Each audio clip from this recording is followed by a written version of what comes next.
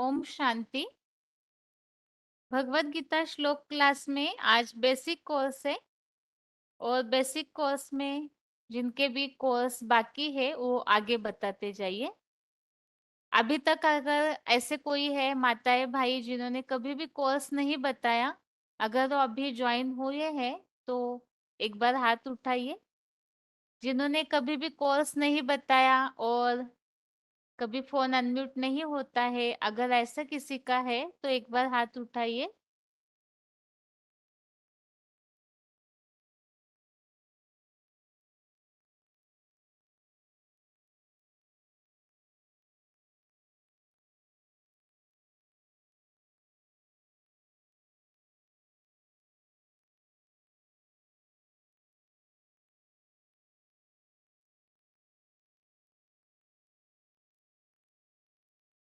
हाँ दीदी। हाँ जी ओम माताजी। शांति। हाँ जी। એટલે मैंने 3 लोग સુધી बताया है दीदी। परमात्मा, हुँ। परम पिता परमात्मा और उनके दिव्य गुण बताने बताऊं। हाँ जी, बताइए। परम पिता परमात्मा और उनके दिव्य कर्तव्य। भगवान के सिर्फ 25 ही गुण है नहीं, भगवान के गुणों को सीमा में नहीं बांधा जा सकता। जिससे कहा है ना कि सारी धरती को कागज बनाओ, सारी वनराई को कलम बनाओ, सागर की शाही बनाओ, तो भी तुम भगवान के गुणों को लिख नहीं सकते। भगवान तो निराकार है, निर्गुण है। भगवान को निराकार बताया है तो भगवान को इस सृष्टि पर आके दिव्य कर्तव्य करने हैं तो उनको साकार शरीर का आधार तो लेना ही पड़ेगा।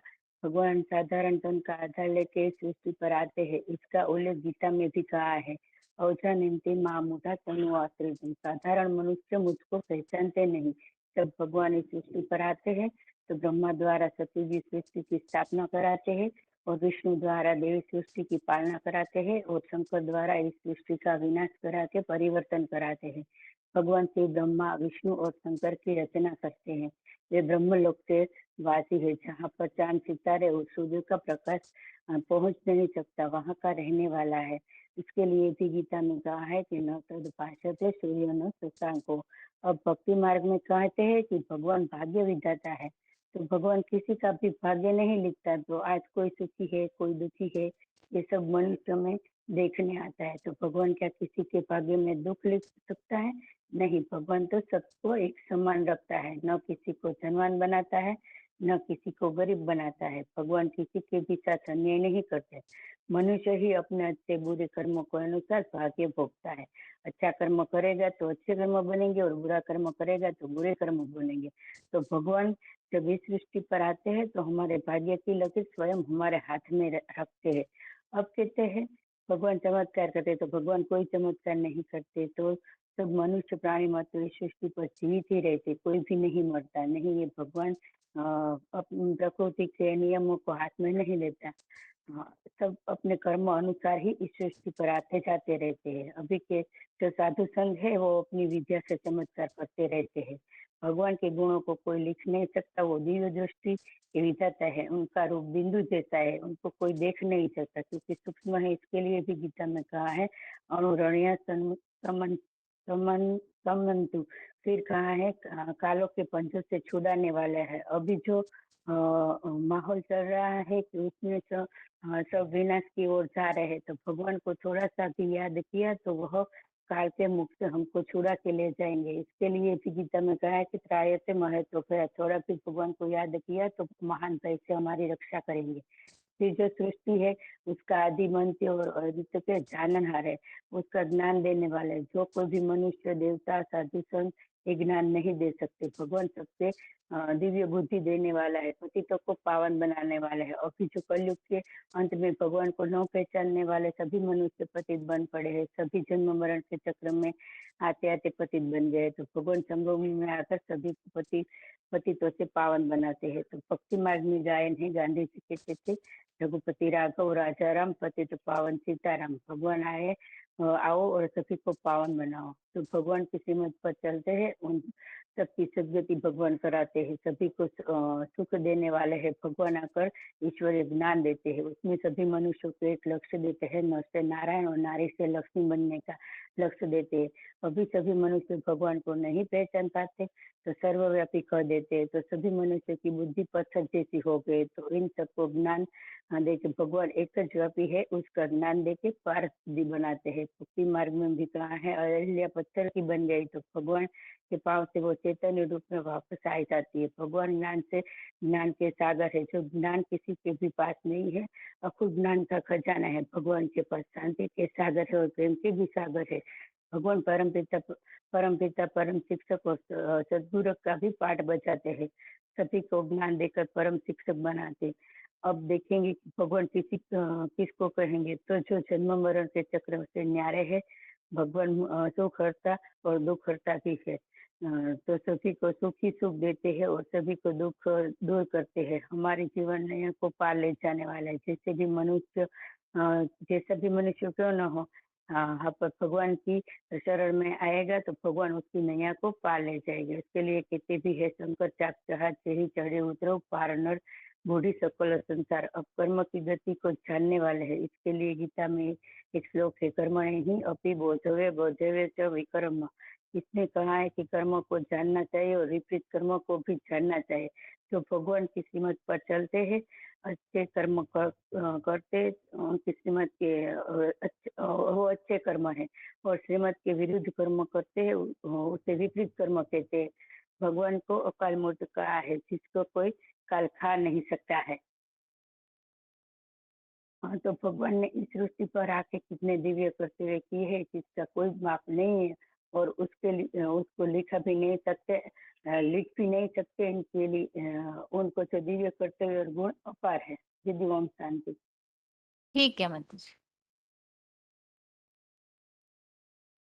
आगे बताइए।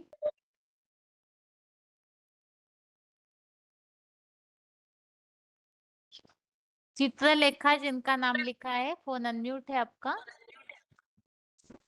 ओम शांति देवी। हाँ जी, रोल नंबर क्या है?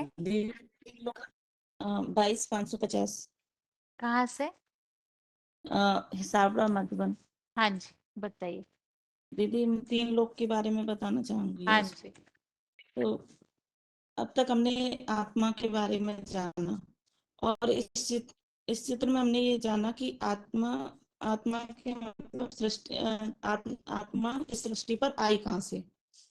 तो जो ये कीट पशु पक्षी पतंगे हैं, ये सब आत्माएं हैं, सबके अंदर आत्मा है। इस चित्र में हम 3 लोक के बारे में बताते हैं, जैसे कि पहला साकारी मनुष्य लोक, दूसरा है सूक्ष्म लोक और तीसरा है ब्रह्मलोक। साकार मनुष्य लोक में पृथ्वी सूरज चांद सितारों को दिखाया है, और इससे ऊपर है सूक्ष्म लोक, जिसमें 3 पुरियों को दिखाया गया है, ब्रह्मापुरी, विष्णुपुरी और शंकरपुरी। उससे भी ऊपर है ब्रह्मलोक, यानी जिसमें परम धाम को दिखाया गया है, जहाँ परमात्मा रहने वाला है। और उसके बाद नंबर वार सब आत्माएं हैं, जिसके लिए गीता में एक श्लोक आया है, न तद भाषते न सूर्यो न शशांको न पावकः, यद गत्वा निवर्तन्ते तद धामो परमम। इसमें भगवान ने अर्जुन को ये बताया है कि मैं कहाँ का रहने वाला हूँ। माना जहाँ सूरज का भी प्रकाश नहीं पहुंचता, चंद्रमा का भी प्रकाश नहीं पहुंचता, सितारों का प्रकाश भी नहीं पहुंचता, उस अग्नि का भी प्रकाश नहीं पहुंचता, वो मेरा परेते परे धाम है, जहाँ का मैं रहने वाला हूँ।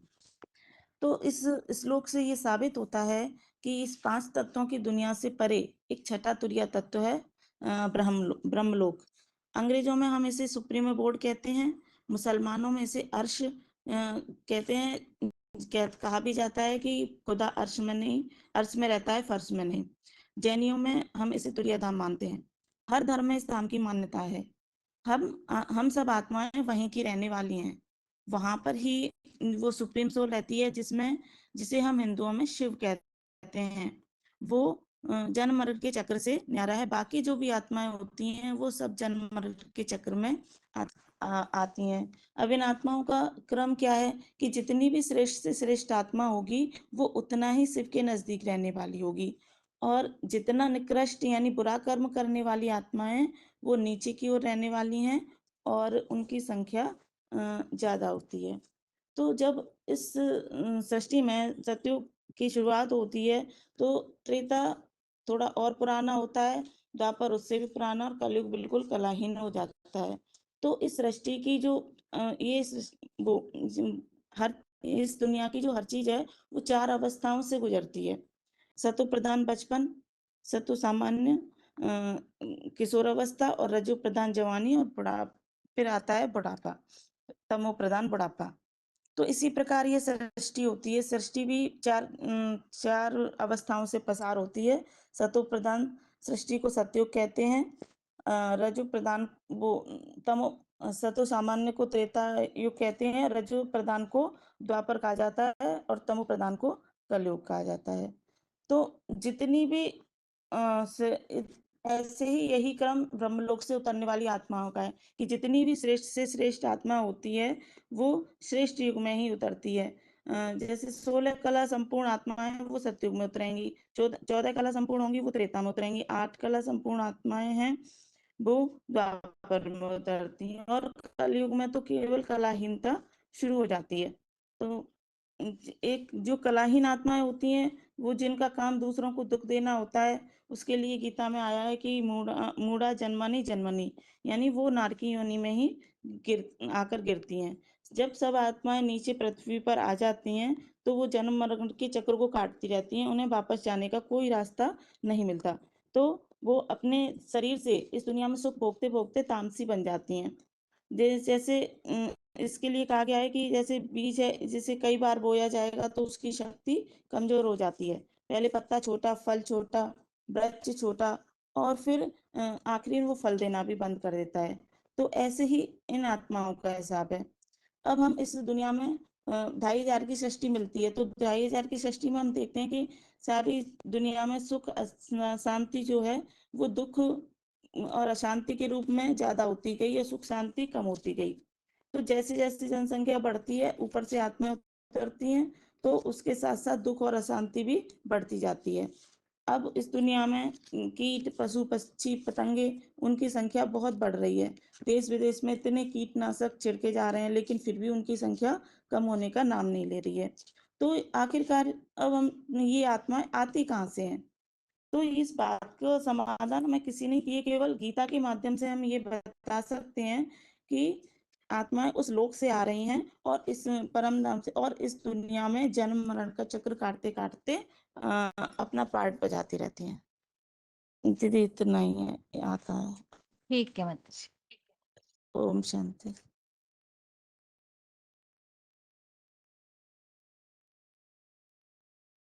हाँ जी बताइए माताजी आगे। शांति दीदी 27,512। हम्म।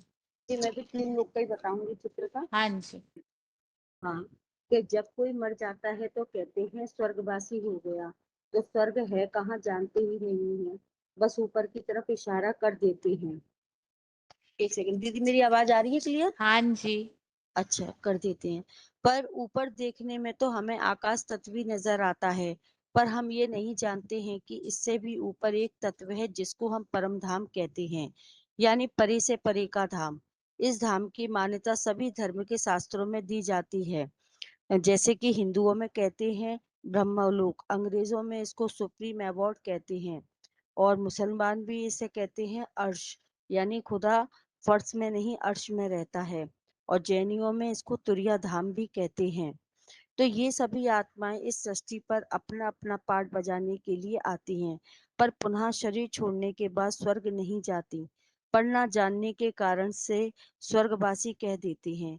वे इसी सृष्टि के रंगमंच पर चक्कर लगाती रहती हैं, जिसको विलियम शेक्सपियर ने भी कहा था कि ये सृष्टि एक रंगमंच है और हम सब यहाँ पर अपना किरदार अदा करने आते हैं। पर हम सभी आत्माओं का पिता एक ही है, जो कि इस धाम के रहने वाले हैं। वो कभी भी जन्म मरण में नहीं आते। बाकी की सारी आत्माएं जन्म मरण में आती हैं। गीता में एक श्लोक आया है, न तद वास्ते सूर्यो न शशांको न पावकः यत् कृत्वा न निवर्तन्ति तत् धाम परमं मम। यानी जिससे ये प्रमाणित किया जा सकता है कि खुदा इस पृथ्वी पर सर्वव्यापी नहीं बल्कि एक व्यापी होकर परम धाम में रहते हैं। आत्माएं तो विभिन्न वर्ण की होती हैं, जैसे मनुष्यों की, जानवरों की, कीट पशु पक्षी आदि की, पर जो आत्मा जितनी गुणवान होती है उसी प्रकार से ये शिव परमात्मा के नजदीक होती है। 33 करोड़ देवी देवता होते हैं, वो भी क्रम अनुसार शिव के नजदीक होते हैं। फिर उसके बाद नंबरवार दुष्कर्म करने वाली आत्माओं की संख्या होती है, जिसको गीता में 16वें अध्याय में बताया है, मूढ़ा जन्मनी जन्मनी, यानी मूढ़ बुद्धि वाली आत्माएं जो कि नरकीय ही लोग बनाती हैं। और दुनिया की हर चीज 4 अवस्था से गुजरती है, सतयुग, त्रेता, द्वापर, कलयुग। तो सतयुग में सतो प्रधान, और त्रेता में सतो सामान्य, द्वापर में रजो और कलयुग में तमो। तो सतयुग में आत्माएं थोड़ी होती हैं, कलयुग आते आते पूरी ही आत्माएं आने लगती हैं। उदाहरण कहते भी हैं कि जब घर में एक बच्चा होता है तो शोरगुल कम होता है, पर घर में एक से अधिक बच्चे होने पर परेशानी बढ़ जाती है। उसी प्रकार से जब सतोगुनी आत्माएं भी जन्म लेते लेते औरों के संग के रंग में आती हैं तो दुर्गुण ही हो जाती हैं।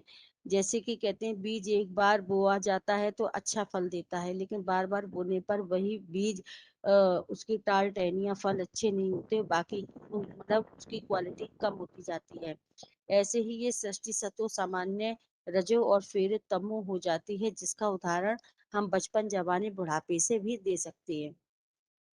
और आज सरकार जैसे कि फैमिली प्लानिंग कर रही है, पर फिर भी जनसंख्या बढ़ती जा रही है। कीड़े मकोड़ों की लिए दवाइयां डाली जाती हैं, पर और भी बढ़ते जा रही हैं। इसका एक ही मूल कारण है, आत्माएं परम धाम से आ तो रही हैं, पर जाने का रास्ता उनको मालूम नहीं है। इसलिए भगवान आकर असली फैमिली प्लानिंग करते हैं। आत्माओं को का जो घर है परम धाम, सभी आत्माएं महाविनाश के समय सभी अपने घर पहुंच जाती हैं। जो हम आत्माओं का असली घर है, और दैवीय गुणों वाली आत्माएं फिर से सतयुग स्थापन होने पर लौट आती हैं। ठीक दीदी? ठीक है माता जी। हाँ, ओम शांति। आगे बताइए माता जी। 13,562 माता जी। हाँ हाँ, ओम शांति दीदी। हाँ तीन जी। लोग तीन लोग का चित्र सुनाऊंगी थोड़ा दीदी। हाँ जी। पहले आत्मा का तो हमने समझ लिया। अब आत्मा को तो हमने जान लिया। अब आत्मा आई कहाँ से? कीट पशु पक्षी मनुष्य पतंगे मनुष्य आत्मा आखिर कहाँ से आ रही है?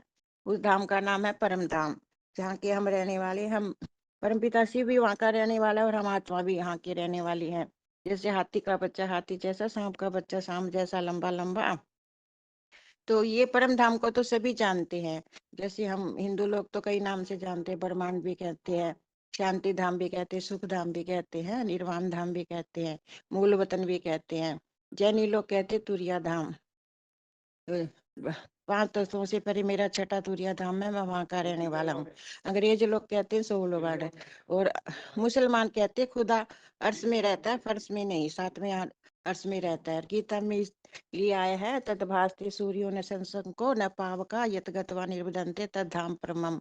जहाँ चांद सितारों का प्रकाश नहीं पहुंचता, वह छठा मेरा तुरिया धाम है।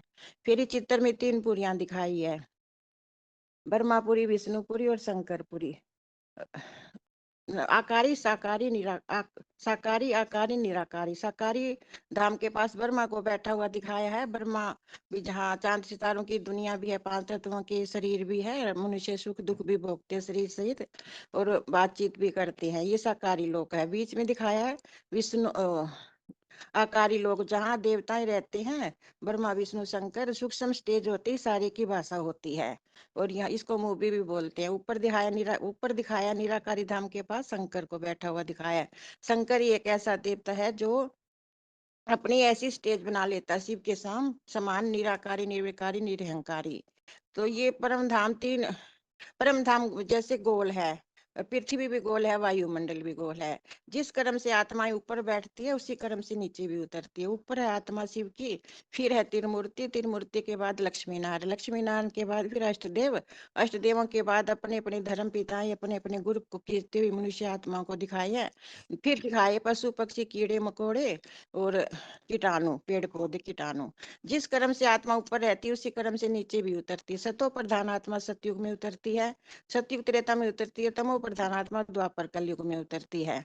सतयुग में 16 कला संपूर्ण उतरती है, त्रेता में 14 कला संपूर्ण उतरती है और द्वापर में 8 कला और कलयुग में कलाहीन। तो श्रेष्ठ आत्माओं की जनसंख्या तो कम है, भ्रष्ट आत्माओं की जनसंख्या जास्ती है। तो जैसे भी स्वर्ग और नरक ऊपर नीचे नहीं, इसी दुनिया में है। जिस दुनिया में तो बोल देते हैं कि भी बुरे कर्म करने वाला तो स्वर्ग में गया, अच्छा कर्म करने स्वर्ग में, अच्छा कर्म करने वाला तो स्वर्ग में गया, बुरा कर्म करने वाला नरक में गया। अगर स्वर्ग और नरक नीचे ऊपर होता तो भी जनसंख्या फिर कम होनी चाहिए, ऊपर नीचे मनुष्य आत्माएं जाती तो जनसंख्या तो बढ़ने घटने का नाम ही नहीं ले रही। इतनी कीटनाशक दवाइयां छिड़की जा रही है और इतने ऑपरेशन चले हुए हैं, फिर भी जनसंख्या तो बढ़ती चली जा रही है। एक बार आत्मा ऊपर से आ जाती है तो नीचे चक्कर काटती रहती है, जाने का रास्ता पता नहीं रहता। तो फिर ये भी 5000 वर्ष तक तो आत्मा उतर आने का रास्ता खुला रहता है, जाने का रास्ता तो एक ही बार खुलता है, जो परमपिता परमात्मा शिव आकर हमको सब आत्माओं को लेकर जाते हैं। तो जैसे भी शेक्सपियर ने भी कहा कि ये सृष्टि एक रंगमंच है, इस पे अपने अपने किरदार है। जैसे भी मनुष्य वस्त्र बदल पहन पहन कर अपना नाटक करते हैं, नाटक पूरा हो जाता है तो अपने अपने घर चले जाते हैं। जैसे गीता में भी आए वसासी जीर्णानी यथा विहाय नरो प्राणी ग्रंथि यथा विहाय श्री यथा शीर्णानि विहाय जीर्णानि शयांति नवानि देहि। मनुष्य जैसे एक वस्त्र उतार कर दूसरा वस्त्र ग्रहण करता है, ऐसे ही एक चोला छोड़कर मनुष्य दूसरा चोला धारण करता रहता है। और दूसरा श्लोक है मृत्यु से चहि ध्रुवो ध्रुवम मृत्यु से ही जन्म। मरने वाले का तो जन्म निश्चित है और जन्म लेने वाले की मृत्यु निश्चित है। तो ये न टलने योग्य बात है। ये फिर कहते हैं मनुष्य एक बार ऊपर से आ जाता है तो नीचे चक्कर काटता रहता है। बीज को कई बार बोया जाए तो बीज की शक्ति छीन हो जाती है, भी इतनी कमजोर हो जाती है। जैसे पेड़ छोटा फल छोटा पत्ता छोटा पेड़ छोटा पत्ता छोटा फूल छोटा, आखिरी फल देना ही बंद कर देता है। ये महाराणा प्रताप का भी उदाहरण, जैसे महाराणा प्रताप पहले एक हाथ में भाला लेता था, एक हाथ में तलवार उठाकर युद्ध करता था। आज वो तलवार म्यूजियम में रखी है, किसी से उठाई नहीं जाती, इतनी आत्मा की शक्ति कमजोर हो चुकी है। फिर ये वृक्ष भी उल्टा करके समझाया है। जैसे पेड़ बीज तो ऊपर में दिखाए है, बीज ऊपर दिखाया, पत्ते टहनी फल फूल नीचे की ओर दिखाया है। गीता में भी आया यह अश्वत्थ उदर मूलम अधम शाखम। जो इस अविनाशी अश्वत्थ वृक्ष को जानता है वह वेदों का ज्ञाता है। तो फिर ये 3 ब्रह्मा विष्णु शंकर दिखाए हैं। जिस तरह ये ऊपर नीचे बैठने की बात नहीं, बुद्धि की स्टेज की बात है। ब्रह्मा से ऊपर तो विष्णु की बुद्धि, विष्णु से ऊपर शंकर की। शंकर ही एक ऐसा देवता है जो भगवान के समान निराकारी निर्विकार निरहंकारी अपने स्टेज को बना लेता है। तो नाम शिव का नाम ना ब्रह्मा के साथ जुड़ता है, ना विष्णु के साथ जुड़ता है, ना शंकर के साथ ही क्यों जोड़ा जाता है कि शंकर ही एक ऐसा देवता है जो भगवान के समान अपनी स्टेज को प्राप्त कर लेता है। फिर ये सृष्टि 5000 वर्ष की बताई, बाबा ने तो 5000 की बताई, लोगों ने तो लाखों वर्ष की बता दी ताकि कोई पूछ ना सके। और 84 लाख जन्म बता दिए। तो ज्यादा से ज्यादा 84 जन्म और कम से कम 1 जन्म दिखाया इसमें दीदी। ओम शांति दीदी, इतना याद है बस। ठीक है माताजी। आगे। हेलो दीदी, ओम शांति। हाँ जी। 30334 ठाकुर नगर। हाँ जी। दीदी आज मैं शिव शंकर बताती हूँ।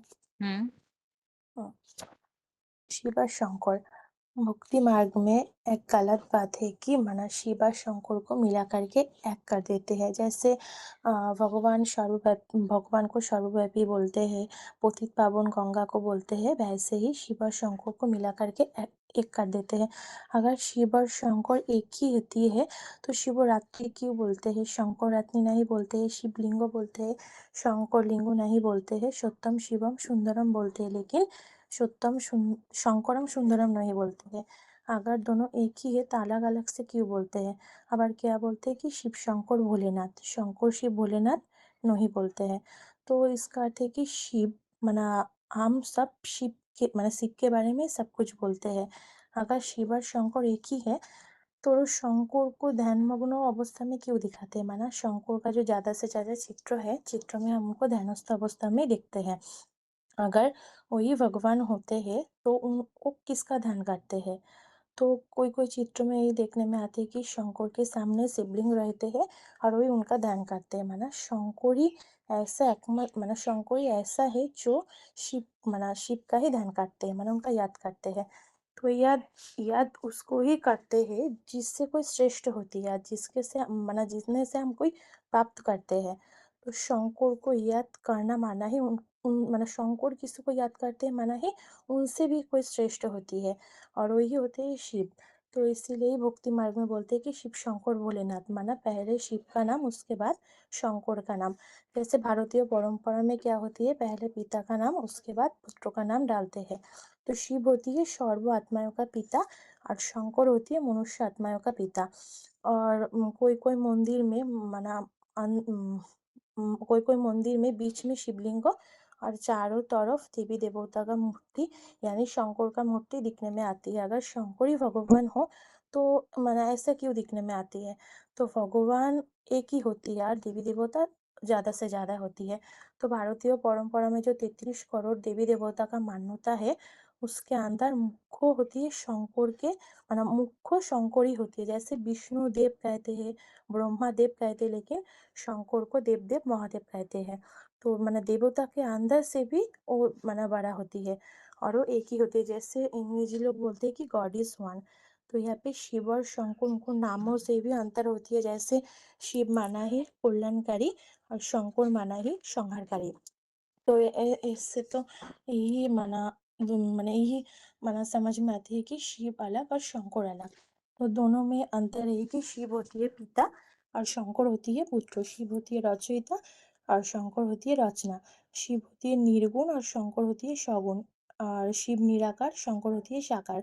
तो शिव डायरेक्टर और शंकर होती है एक्टर। तो शंकर को माना तो शंकर हमारा जैसा ही सृष्टि रूपी रंगमंच पर पाठ बजाती है। माना और किसका पाठ बजाती है ना, हीरो जैसा पाठ बजाती है, माना उन्हीं होती माना वो होती है हीरो पाठधारी आत्मा। और शिव होती है तो निराकार जिसमें आंखों से दिखने में नहीं आता है। जैसे कोई डायरेक्टर भी है, जैसे कोई सिनेमा में क्या होती है, डायरेक्टर जो होती है वो पर्दे के पीछे रहते हैं। वैसे ही शिव यहाँ पे जो वो तो डायरेक्टर होती है इसीलिए उनको दिखने में नहीं आते हैं।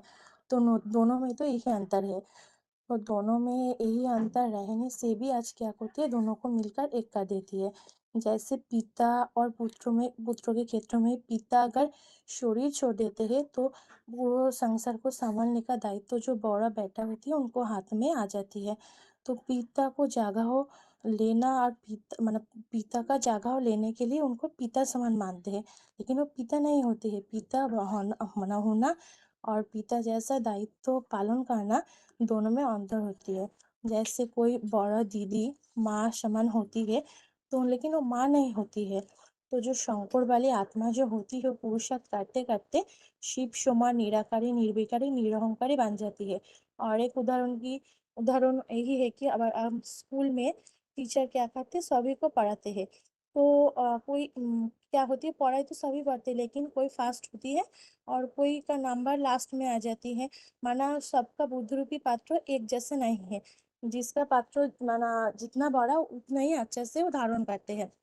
तो जो अच्छा पढ़ाई पढ़ते हैं टीचर क्या करते हैं, स्टूडेंट को क्लास का मॉनिटर बनाए देते हैं। तो कुछ समय टीचर बाहर जाती है तो मॉनिटर क्या करते हैं, पूरा क्लास का कंट्रोल करते हैं। अगर टीचर वापस आती है तो वो स्टूडेंट जो मॉनिटर का दायित्व पालन करते हैं वो टीचर अपने हाथ में ले लेती है। तो कुछ समय के लिए वो स्टूडेंट मॉनिटर का दायित्व पालन करते हैं, टीचर का दायित्व पालन करते हैं, लेकिन वो टीचर नहीं होते हैं। वैसे ही परम पिता परमात्मा वो ही माना कुछ समय के लिए वो माना परमपिता परमात्मा जो थे वो निराकार, तो उनके ज्ञान सुनाने के लिए वो 5 तत्वों का आधार लेना पड़ता है। और वही इस सृष्टिपीठ रंगमंच पर हीरो पाठधारी आत्मा शंकर में प्रवेश करके हमको ज्ञान सुनाते हैं।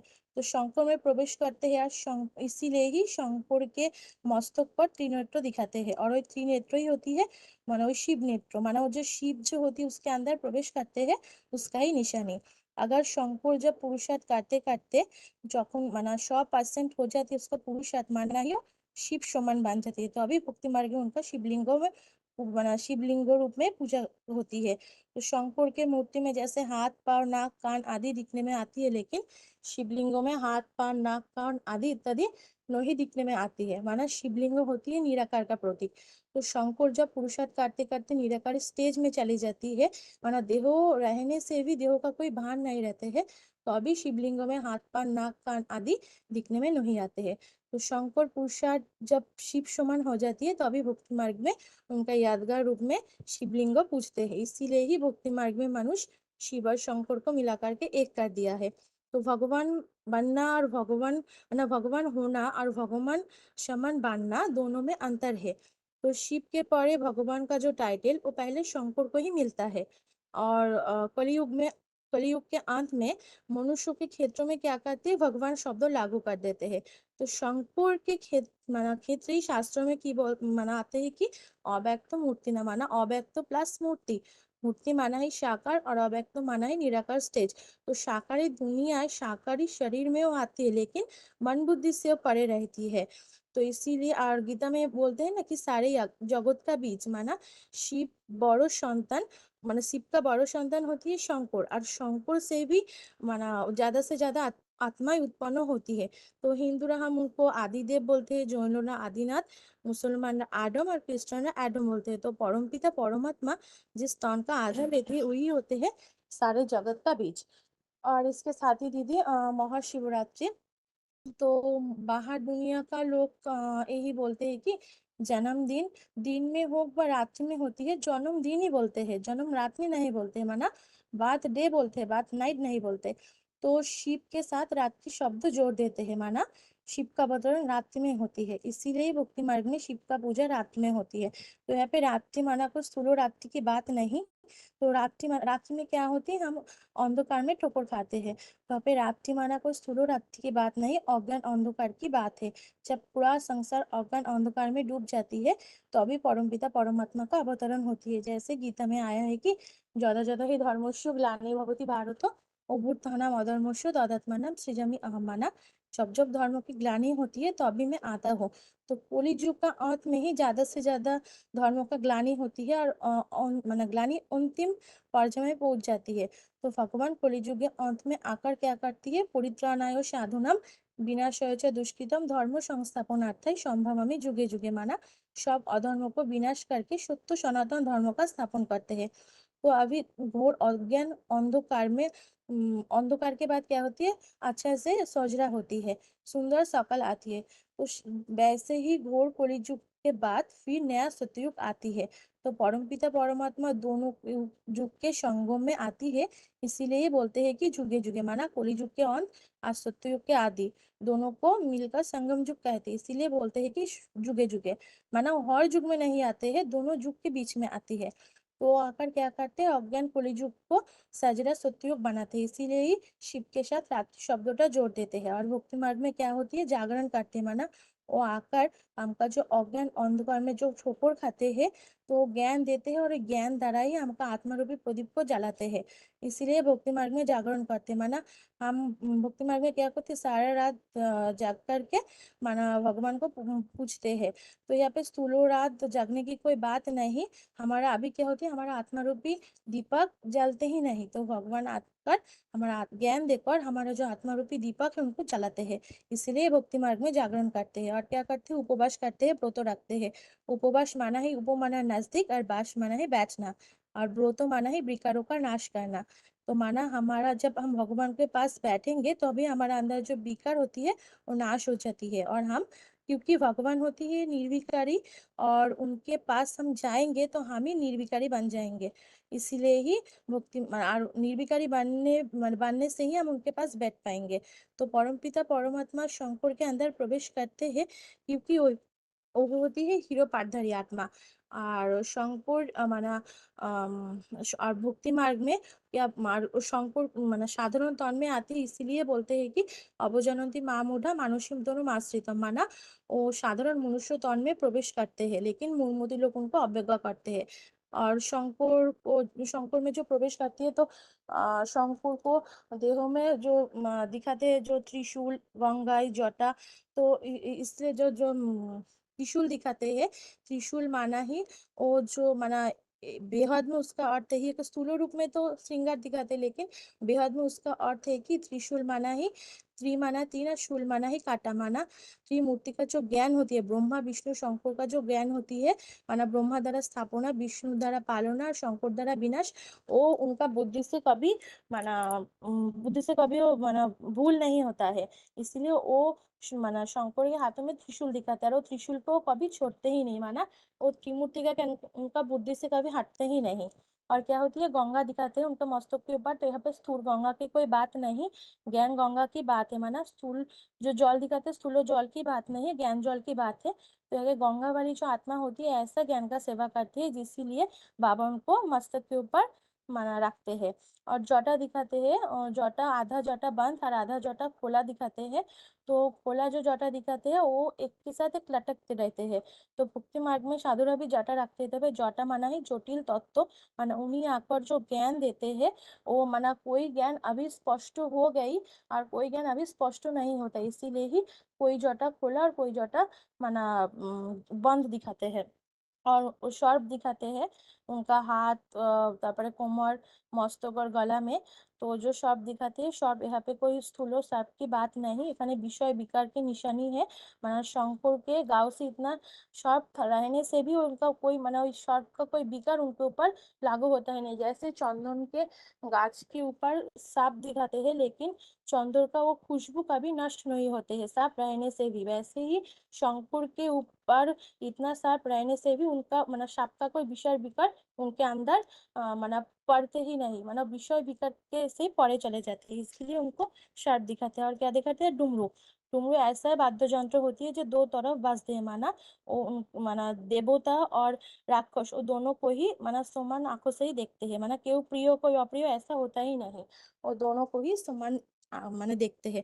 तो इसीलिए वो इतना जो दिखाते हैं सब कुछ वो अंदर से गुण को धारण करते हैं, इसीलिए ही माना शंकर को चेहरे के ऊपर ये सब कुछ दिखाते हैं, लेकिन वो अंदर से गुण को धारण करते हैं, लेकिन चित्रकार माना दिखाने के लिए बाहर से सब कुछ डाल देते हैं।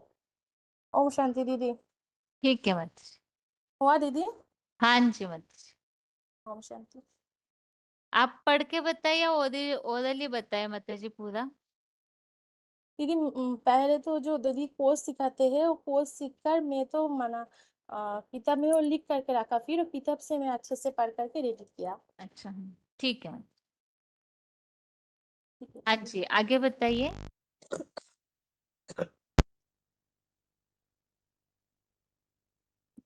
फोन अनम्यूट है, आगे बताइए। हाँ जी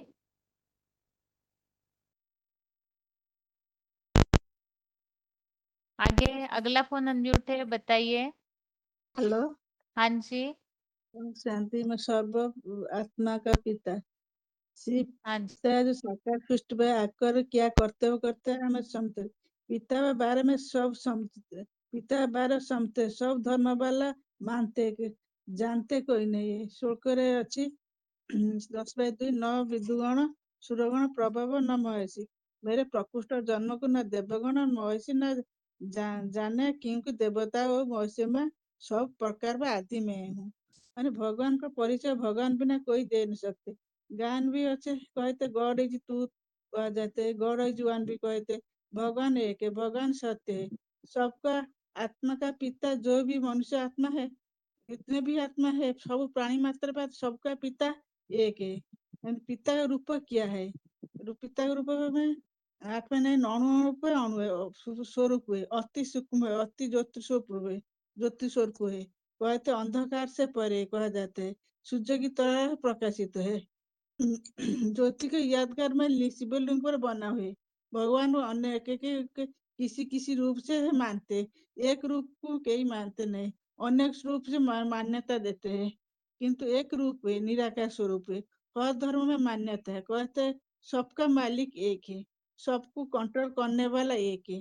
कहते हैं ना हिंदू मुस्लिम ईसाई आपस में भाई भाई, ये तो मान्यता हिंदू मुस्लिम सिख ईसाई ये सब आपस में भाई भाई, ये गान केपका है।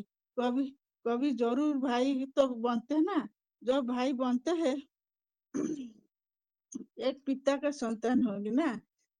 भगवान कहते हैं नाम रूप से न्यारा है, ये तो सत्य नहीं है। हम सभी के आत्मा का, मनुष्य आत्मा का, प्राणी मात्रा में हर चीज का नाम रूप से, संसार में कोई चीज नहीं है जो नाम रूप से न्यारा है। भगवान कैसे नाम रूप से न्यारा है? हिंदू धर्म वाले मानते हैं भगवान को भगवान भी कहते, मुसलमान कहते अल्लाह भी कहते, क्रिस्टियन में गॉड के रूप में मानते। हर धर्म के लोग एक पिता को मानते। हिंदू धर्म हिंदू धर्म राम को शिव रूप में पूजा करते। देखाते हिंदू धर्म राम कृष्ण को भगवान मानते, रूप में मानते। राम कृष्ण ही भगवान नहीं, भगवान तो सिख भगवान है। रामसर मंदिर में, गोपेश्वर मंदिर में ही शिव को पूजा दिखाते, शिवलिंग को। अमरनाथ, काशीनाथ, विश्वनाथ जो भी मंदिर अच्छे उनको शिव की पूजा दिखाते। ये सब सारा नाम है अलग कर्तव्य के आधार से पर है। नेपाल से पशुपतिनाथ मंदिर की कलिजुग अंत में आकर सभी मनुष्य मात्र, प्राणी मात्र पशु जैसे बनते, जानवर स्वभाव वाले बनते। जैसे पशु जैसे मनुष्य आत्मा को नाथना बल कंट्रोल करने वाले शिव पिता जब साकार सृष्टि में आकर कर्तव्य करते, उनका कर्तव्य का यादगार स्थान स्थान में बना हुआ है। जो भी निराकार स्वरूप है, आत्मा का बाप है, सब आत्मा का पिता है। मुसलमान धर्म दिखाते, मुसलमान वाला अल्लाह रूप में मानते, खुदा भी कहते हम असद वाला पत्थर मक्का ही में रखते हैं। जब मुसलमान लोग हज करने जाते हैं, चुंबन करते हैं, परिक्रमा के बाद संपूर्ण होते हैं। मुसल धर्म में शिव की यादगार भी, क्रिस्टियन भी दिखाते हैं क्राइस्ट के ऊपर एक इशारा किया। बाइबल कहते हैं गॉड जो है लाइट के स्वरूप है, उसमें अंधकार है, नाम निशान नहीं है। क्रिस्टियन लोग भगवान को लाइट रूप में मानते हैं, ऊपर को इशारा करते हैं।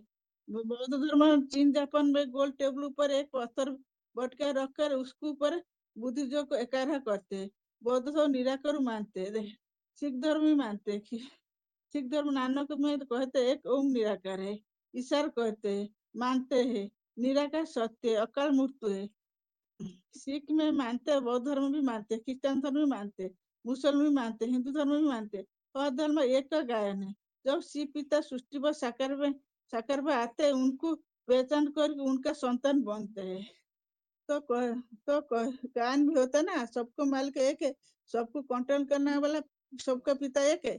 सब आत्मा का पिता जो शिव सदा शिव है, आत्मा का पिता शिव है, कभी कभी भी बदलता नहीं। जब साकार स्वरूप आता है नाम बदलता है। साकार स्वरूप का आदिदेव, आदिनाथ, आदम, एडम इसी तरह तो मान्यता है। जैसे निराकार स्वरूप हर धर्म वाला मानता है, जैसे कहते हिंदू धर्म भगवान कहते, मुसलमान अल्लाह ही कहते, क्रिश्चियन गॉड जी मानते हैं। निराकार जब साकार में आता है, साकार स्वरूप को हर धर्म वाले ही मानते हैं। हिंदू धर्म वाला आदिदेव पूरे मूर्ति, मुसलमान आदिनाथ रूपे मानते हैं। ये सभी अपने अपने धर्म में स्थान बदलते हैं, भाषा भी बदलते हैं, बाकी सब एक स्वरूप ही मानते हैं। ओम शांति। ठीक है माता जी, रोल नंबर बताइए अपना। 14487।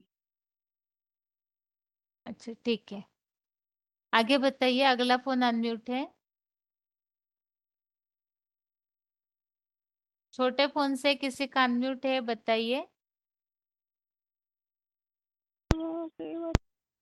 हाँ जी बताइए आगे।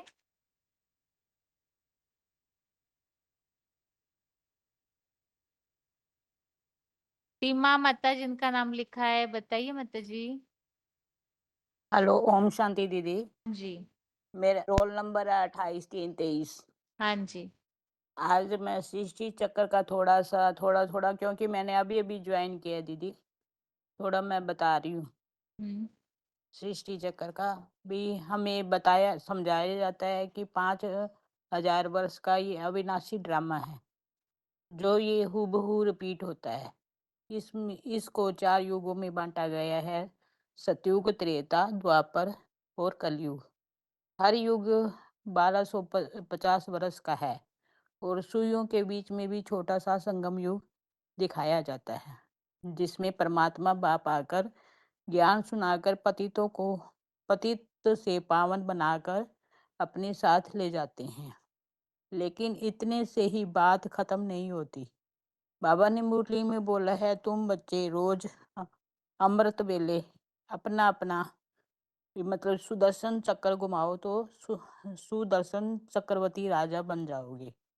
सब सुदर्शन माना मैं आत्मा कौन से धर्म में विशेष कौन सा पाठ बजा रही हूँ। माना 84 के चक्रों के बारे में पता पड़ जाता है।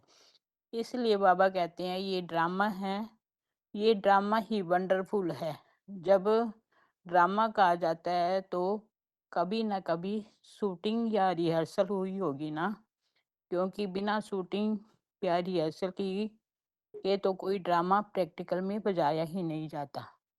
बाबा इस युग को सर्वश्रेष्ठ युग कहा है। इतना ही है याद दीदी। ओम शांति दीदी। ठीक है माता जी। आत्मा का परिचय 3 लोग, ये सारे बेसिक कोर्स रेडी कीजिएगा माता जी, ठीक है। आत्मा का और जो भी बेसिक दीदी कोर्स पहले बताते हैं नए जिज्ञासुओं को, उसे रेडी कीजिए। हाँ जी ठीक आ- ठीक ओ, है दीदी, क्योंकि मैंने अभी अभी ज्वाइन किया है दीदी। हाँ जी माता जी। हाँ जी ओम शांति। आइए, ओम शांति। अगला फोन किनका अनम्यूट है?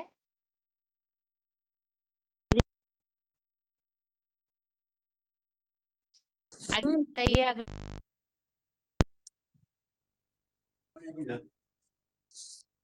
हम्म,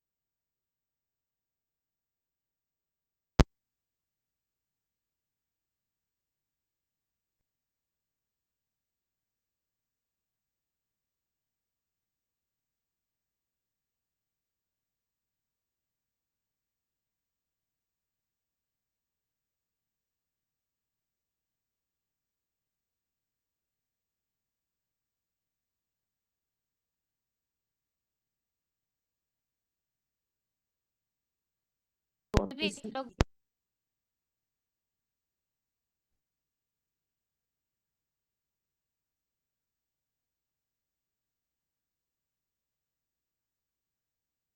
भवानी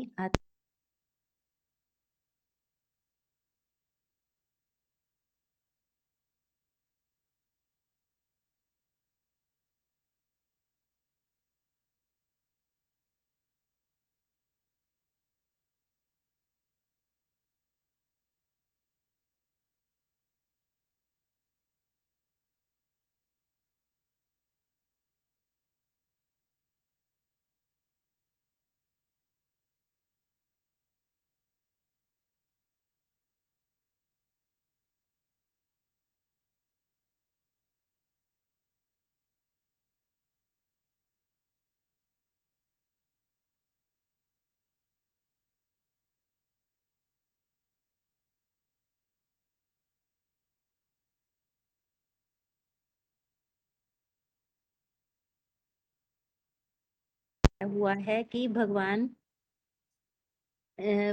जो है वो सर्वव्यापी नहीं है, जो अ, अ, आया है अव्यक्तात् व्यक्ता व्यक्ति अपन्नम मन्ते माम बुद्ध्या परम पावम अजानन्तो मम भूत मम अव्ययम अनु अनुत्तमम।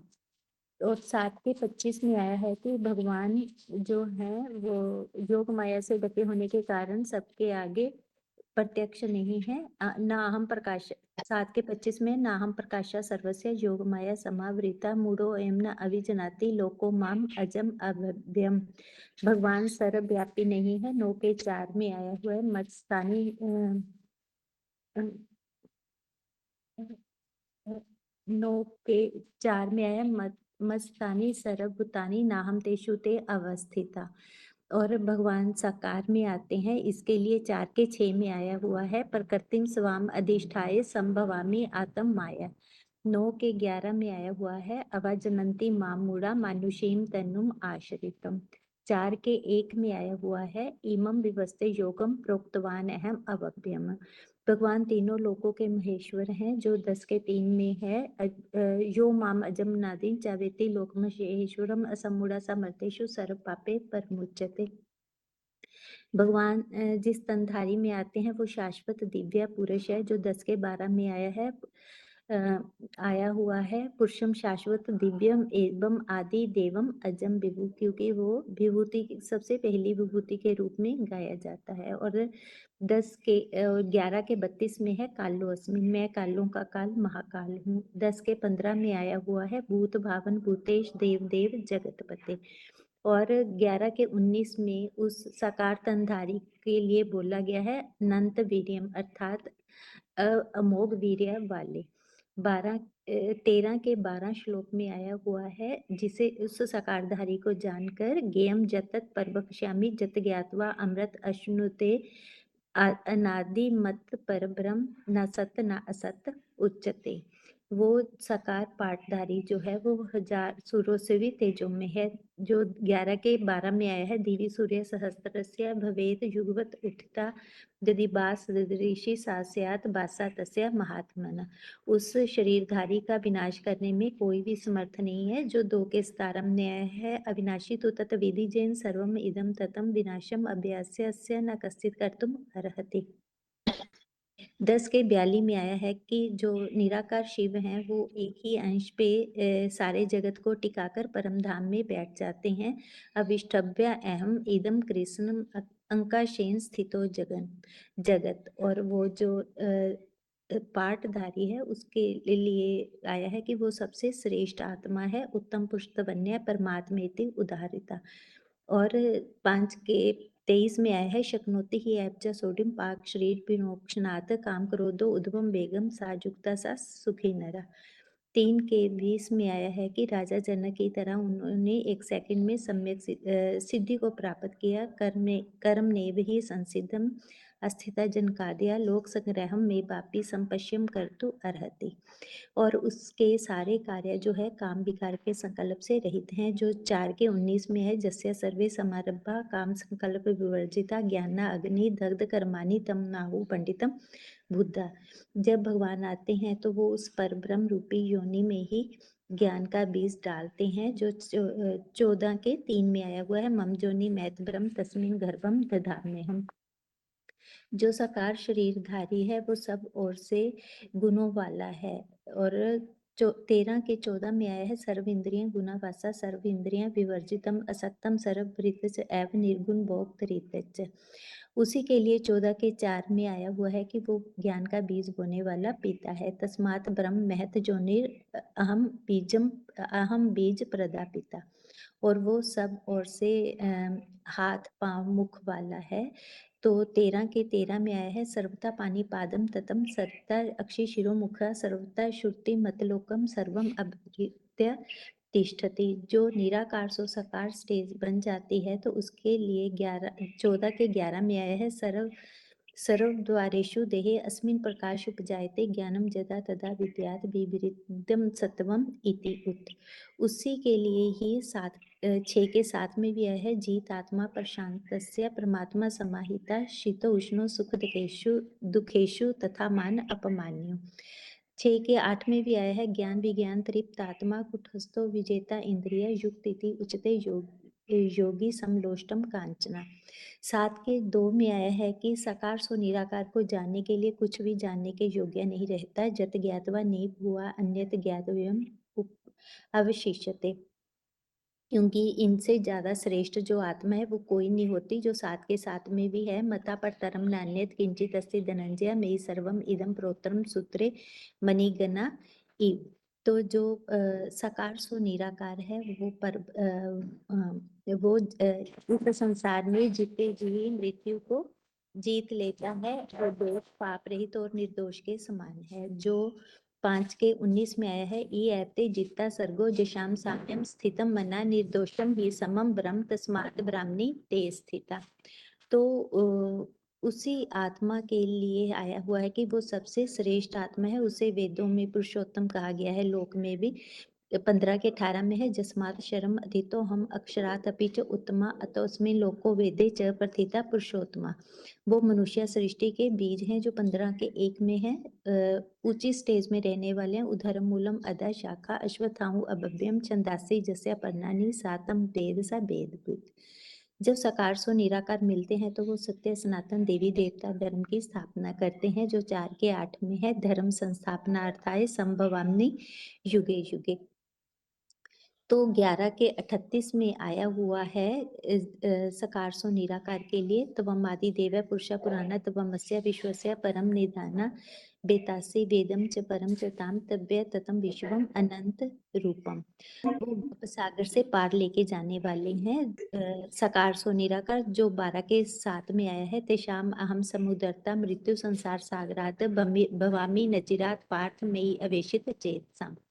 18 के 66 में भी आया है सर्वधवान परित्यज्य मामेकम शरणम व्रज अहम तवाम सर्व पापेभ्यो मोक्षयामि मा शुचा।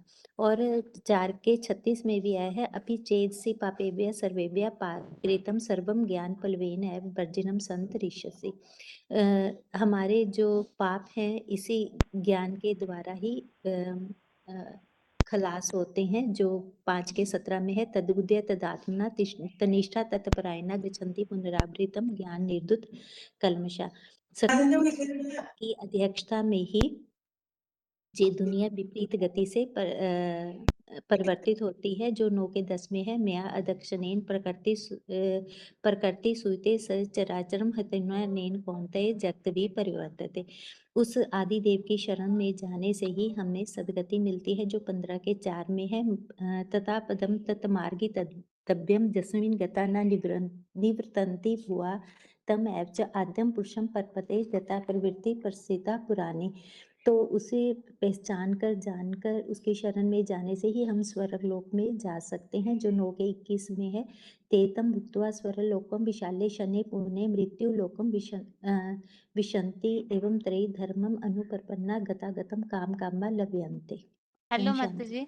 हाँ जी। हेलो, आवाज आ रहा है क्या? हाँ जी। अच्छा अच्छा, टॉपिक पूरा हुआ या हमारे बोलने से रुके माता जी? जी दीदी हो गया टॉपिक पूरा। अच्छा ठीक है, हमें ना पूरा सुन नहीं पाए हैं तो कर लिया तो शाम के क्लास में एक बार रिपीट कीजिएगा। आवाज ठीक है आ नहीं रहा था हमें इसीलिए। ठीक है। ठीक है जी दीदी ठीक है जी। 29,264 माता जी आप बताइएगा। बाकी इसके अलावा थोड़ी देर के बाद अभी हम हाथ सभी का नीचे कर रहे हैं माता जी का कोर्स होने तक। जो भी गीता के भगवान के बारे में बोल सकते हैं वो सभी हाथ उठाइए। गीता के भगवान के बारे में जो भी उत्तर बता सकते हैं वो सभी हाथ उठा के रखिए। माता जी आप अपना टॉपिक बोलिए। 29,264। हेलो दीदी। हाँ हाँ जी। दीदी, मैं परमात्मा के गुण और कर्तव्य के बारे में बताना चाहूँ। हाँ जी। तो जब 3 लोक में जब अपन मतलब जाने कि भी आत्माएं सब नीचे आ चुकी है और आत्मा ज्योति बिंदु है, परमात्मा ज्योति बिंदु है, सुप्रीम सोल अब धरती पर आ चुका है। तो उसके मतलब अगले चित्र में गुण और कर्तव्य के बारे में बताया गया है, उसको जानना है। लेकिन शिव तो ज्योति बिंदु बताया है, जिसके लिए गीता में कहा है ज्योति समाप्त तब ज्योति तम से परम उच्यते परम तम से परम उच्यते ज्ञान गेयम हृदय सर्वस्य विष्टितम। भी ये तो ज्योतियों का ज्योति है, लेकिन ज्योति के बिंदु के हम गुण और अवगुण मतलब कैसे देखेंगे? और मतलब गीता में ये भी कहा है अजय अपि सन्य अव्यात्मा भूताना ईश्वर अपि सन्य प्रकृतिम समामदिष्टाय सुभमामि आत्माया। भी मैं जन्मा और होते हुए प्रकृति को अधीन करके जन्म लेता हूँ। और गीता में ये भी कहा है कि प्रवेश तुम में प्रवेश करने योग्य हूँ। और गीता में ये भी बोले हैं कि भी अब जानती माँ मुडा मानुषी तनुमाश्रितम परम भाव अब जानतो मम भूत में ईश्वरम, कि मैं साधारण तन माहूर मूढ़पति लोग मुझे पहचान नहीं पाते। तो शिव ज्योति बिंदु धरती पाता है तो कोई साधारण तन का आधार लेता है और उसके ये मतलब गुण अवगुण करते हुए दिखाए गए हैं। लेकिन दुनिया में तो लेकिन चित्र में तो 32 गुण दिखाई दिए, लेकिन भगवान में तो अनंत गुण है। सारा सागर की स्याही बना लो, सारा धरती का कागज बना लो और सारा जंगली कलम बना ली तो भी नहीं लिखे जाते, इतने अनंत गुण हैं। लेकिन ये यहाँ मतलब 32 गुण दिखाए गए हैं। लेकिन बताया कि भी जन्म होता है जब साकार तन में आता है तो भाई 33 भाई साकार तन किसका लेता है? 33 करोड़ देवी देवताओं में से मतलब 3 देवता श्रेष्ठ बताए हैं, ब्रह्मा विष्णु शंकर। तो ऊंच तो ऊंच भगवान तो ऊंच ऊंच तो ऊंच में आएंगे ना। तो ब्रह्मा देव विष्णु देव और शंकर को क्या बोला है? देव देव महादेव। तो महादेव का मुकर रूप शरीर लेता है और उसके गुण और कर्तव्य दिखाए गए हैं। तो लेकिन दुनिया में क्या मान्यता है कि पत्ता हिल सकता नहीं सत्ता तेरी के बिना। तो भगवान की सत्ता बिना अगर पत्ता नहीं हिलता तो क्या ये भ्रष्टाचार दुराचार हो रहे ये भगवान करा रहे हैं? लेकिन ये तो मान्यता गलत है। लेकिन गीता में भी कह रखा है कि भी गीता में क्या है कि भी इति इति ते ज्ञानम विख्यातम गुह्यत गुह्यत गुह्यतम गुह्यतरम मया सर्व विमर्श एतत् अशेण इच्छा यथा इच्छासी तथा करो। भी गीता में कहा कि भी अर्जुन ती भी मन तो जो ज्ञान था गुह्य से गुह्य सुना दिया, लेकिन तू तेरी इच्छा है नहीं जैसा कर। भगवान तो सबको स्वतंत्र छोड़ता है और खुद भी स्वतंत्र रहता है और सबको स्वतंत्र छोड़ता है, इसलिए भगवान किसी को मतलब कंट्रोल नहीं करता। तो ये मान्यता तो गलत है। लेकिन भगवान ने बताया कि भी ये मतलब पत्ता हिल सकता नहीं, ये मान्यता मतलब गलत है गीता के हिसाब से भी। और ये बताया कि भी अगले कहते हैं कि भगवान तो भाग्य विधाता है, सबके भाग्य लिखता है। दुनिया में तो ये मान्यता है, लेकिन भगवान भाग्य विधाता तो कहा जाता है लेकिन सबके भाग्य नहीं लिखता। क्योंकि गीता में क्या है कि किम कर्माणि किम कर्तव्यम किम कर्माणि किम कर्तव्यम सर्जति को लोकस्य सर्जति प्रभु कर्म से न कर्माणि न कर्तव्यम लोकस्य सर्जति प्रभु न कर्म से योग सब तू परिवर्तते। भाई मैं ना तो कर्मों का भाग्य मतलब कर्मों का सर्जक बनता हूँ, न कर्म भोग का सर्जक बनता हूँ। मैं तो सिर्फ स्वभाव परिवर्तन करता हूँ। जैसे गीता में कहा है चास्तुर्वर्ण्यम मया षष्टम गुण कर्म विभाग से। भाई मैं 4 गुण और कर्मों के हिसाब से 4 वर्णों की रचना करता हूँ। तो भगवान किसी का भाग्य नहीं लिखता। और भगवान गीता में ये भी कहा है ना मैं किसी के पाप लेता हूँ ना मैं किसी के पुण्य लेता हूँ। तो भगवान किसी के भाग्य नहीं लिखता। लेकिन भगवान भाग्य विधाता क्यों कहा जाता है? क्योंकि भगवान आके हमें ज्ञान की कलम देता है। भी ऐसा कर्म करोगे तो तुम्हारा ऐसा भाग्य बनेगा, ऐसा कर्म करोगे तो तुम्हारा ऐसा भाग्य बनेगा। और लेकिन कर्म तो हम खुद करते हैं ना, जैसे कर्म करेंगे वैसा हमारा भाग्य खुद बनाते हैं। जैसे कहा है ना भी मुट्ठी में तकदीर तुम्हारी। और भगवान तो कहता है कि तारी तकदीर तारी मुट्ठी में देव हूँ, जैसी चाहो वैसी बना लो। तो भगवान आके सिर्फ ज्ञान देता है और भाग्य नहीं लिखता। अगर भगवान भाग्य लिखता होता तो किसी के कम किसी के ज्यादा क्यों लिखता? सबके मतलब भगवान के सब बच्चे हैं, सबको मतलब बराबर लिखता। वो तो किसी वो तो कहता है कि मैं आत्म भाव से मेरे लिए न कोई द्वेष योग्य है न मेरे लिए कोई प्रिय है, मैं तो सबको आत्म भाव से समान देखता हूँ। तो भगवान ये किसी के भाग्य नहीं लिखता। ये फिर बताया कि भी कहते हैं दुनिया में कि भी मधुमक्खी को जिंदा करते करे तो करे तो मानना भी भगवान है। लेकिन ये तो प्रकृति का नियम है, भगवान मरी मक्खी को जिंदा नहीं करता। भी जो जितने टाइम के लिए आया है वो उतना टाइम पूरा करके आगे जाके फिर अपना दूसरा पार्ट बजाता है। लेकिन मतलब ये प्रकृति के भगवान कहता है कि प्रकृति के नियम को मैं नहीं तोड़ता, मैं प्रकृति के नियमों में बंधा हुआ हूँ।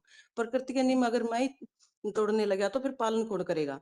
और फिर कहते हैं कि भी भगवान ने चांद सितारे बनाए, लेकिन भगवान ने चांद सितारे नहीं बनाए। ये प्रकृति अनादि है, गीता में भी कहा है पुरुष और प्रकृति अनादि है। तो ये मतलब रचे रचाई है, अनादि है। और कहते हैं कि भी भगवान चमत्कार करके दिखाए तब माने भगवान है। तो लेकिन भगवान कहता है कि भी चमत्कार, मैं चमत्कार नहीं करता, चमत्कार से कुछ समय के लिए सुख शांति मिलती है, लेकिन मैं तुम्हें सदा काल की शांति प्राप्त कराने के लिए आया हूँ। और चमत्कार कौन करते हैं? साधु संत करते हैं, भगवान चमत्कार नहीं करते। लेकिन भाई गीता में मतलब दुनिया में तो ये करते हुए बता दिए, लेकिन गीता में क्या बताया है?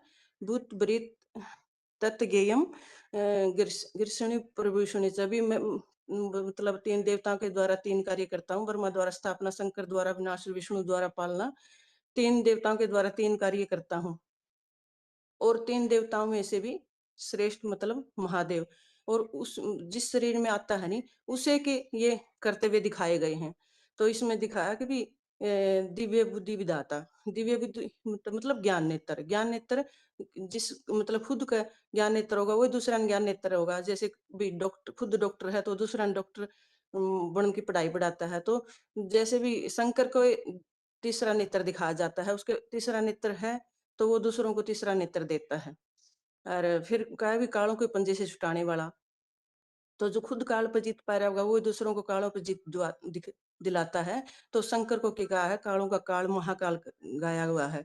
गीता में भी कालो अस्मि गया गया है। तो खुद काल पर जीत पाकर वो दूसरों को कालों पर जीत दिलाता है।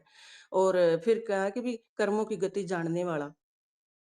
तो गीता में कहा है कि भी कर्मों की गति तो आगे मतलब गीता में कहा कि किम कर्म किम अकर्म इति कव्यापि अत्र मोहिता इन इति कव्यापि अत्र मोहिता। तो वो तो भाई गीता में तो कहा कि बड़े बड़े विद्वान पंडित भी कर्मों की गति बताने के लिए चकराए गए थे, वो भी बता नहीं सके थे। लेकिन भगवान हमें आके कर्मों की गति बताता है कि भी भगवान का ज्ञान के आधार पर, भगवान की श्रीमत के अनुसार चल के जो भगवान की याद में कर्म किया जाता है वो सुकर्म बन जाता है। और जब सतयुग त्रेता एवं भगवान का ज्ञान नहीं होता, भगवान की याद होती, तो वह हमारा कर्म बनते हैं। और द्वापर कलयुग में जब देवान माया के कर्म करते हैं तो हमारे विपरीत कर्म बन जाते हैं। तो ये कर्मों की गति आगे भगवान ही हमें बताता है। फिर कहते हैं नर से नारायण, नारी से लक्ष्मी बनाने वाला। तो खुद डॉक्टर होगा तो दूसरा डॉक्टर मन की पढ़ाई पढ़ाएगा, खुद इंजीनियर होगा तो दूसरा इंजीनियर मन की पढ़ाई पढ़ाता है। तो यहाँ भी भगवान आके हमें जो पढ़ाई पढ़ाता है, नर से नारायण, नारी से बनने, नर से नारायण, नारी से लक्ष्मी बनने की, तो वो कौन पढ़ाता है? तो सब देवताओं में से देव देव महादेव कहा गया है। तो उस महादेव के द्वारा ही हमें नर से नारायण, नारी से लक्ष्मी बनने की पढ़ाई पढ़ाता है। और कि भी इसमें दिखाया कि भी काल के बताया कि पत्थर बुद्धि से पारस बुद्धि बनाने वाला। तो पत्थर बुद्धि अब मतलब दुनिया में आके हम सब पत्थर बुद्धि बन गए, लेकिन दुनिया में के गायन है कि भी पारस कोई पत्थर है, उसके संपर्क में आके लोहा भी सोना बन जाता है। तो पारस अगर कोई ऐसा पत्थर होता वैज्ञानिक ढूंढ लेते, लेकिन ये पार्श्वनाथ का किसका गायन है? जिस शरीर में भगवान आने उसी का गायन है। और उसके संपर्क में जो भी जाता है नहीं, वो सोने जैसी चमकीली आत्मा बन जाती है। तो वही आके उसी के संपर्क में आने से पत्थर बुद्धि से हम पारस बुद्धि बनते हैं। और वही सारी सृष्टि का बीज गाया हुआ है। तो सारी सृष्टि का बीज मतलब शंकर को न कोई जन्म लेते देखता, न शरीर को छोड़ते हुए देखता। तो गीता में भी कहा है कि भी मेरी अव्यक्त मूर्ति द्वारा सारा संसार विस्तृत है, इसी में मतलब सारा समाज है। तो शंकर के द्वारा ही, शंकर ही सारी सृष्टि का बीज है। तो ओम शांति दीदी। ठीक है मैम। अभी बीच में अनाउंस किया था कि जो भी गीता के भगवान के बारे में बोल सकते हैं पॉइंट्स, तो वो सभी हाथ उठाइए, क्योंकि इस तरह से 3 ग्रुप्स बनाएंगे आप ही में से और डिस्कशन। उसमें से कुछ है जो गीता का भगवान निराकार है उन बातों को प्रेजेंट करेंगे, कुछ ऐसे है जो गीता का भगवान जो है साकार और निराकार का मेल शंकर है, उसके लिए प्रमाण बताएंगे। और कुछ है जो कृष्ण भक्तों की तरफ से जो बातें आती है उनको बताएंगे, अर्थात गीता का भगवान कृष्ण है ऐसे बताएंगे। तो आपको बताया जाएगा आपको कौन सी बात प्रेजेंट करनी है और इस हिसाब से 3 ग्रुप डिवाइड किए जाएंगे।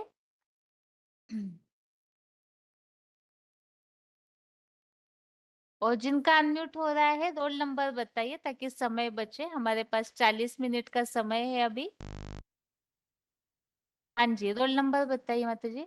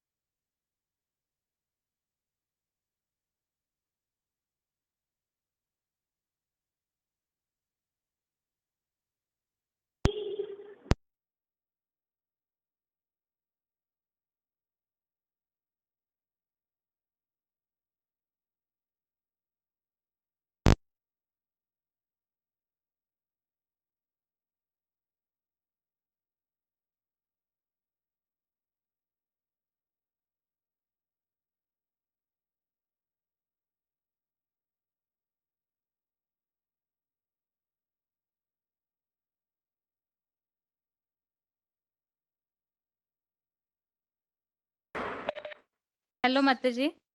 ओम शांति बहन जी। हाँ जी, एक मिनट माता जी बताती हूँ। हाँ आपको हाँ माता जी गीता का भगवान निराकार है उसके बारे में बताना होगा आगे।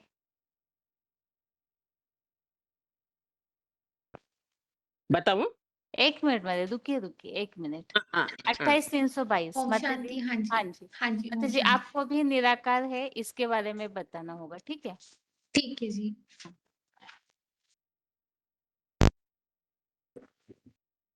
आगे 29,340। हाँ दीदी। हाँ माता जी, आपको भी, आपको गीता का भगवान शंकर है उसके बारे में बताना है। हाँ, साकार निराकार को। हाँ जी, ओके। एक मिनट एक मिनट। आगे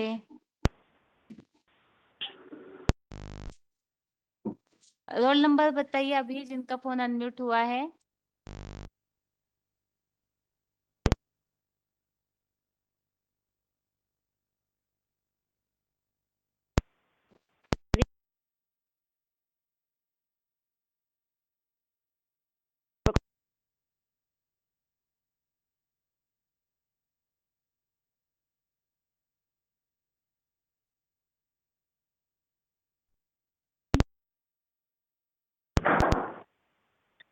माता जी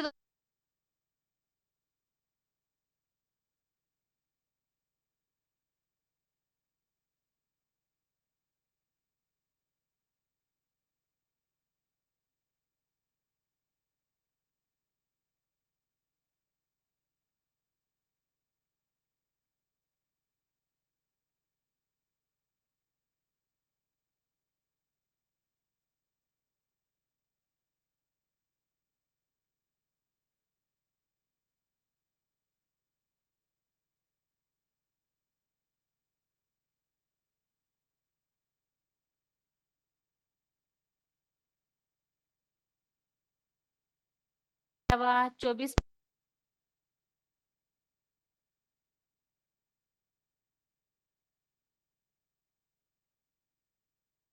माताओं को निराकार है उस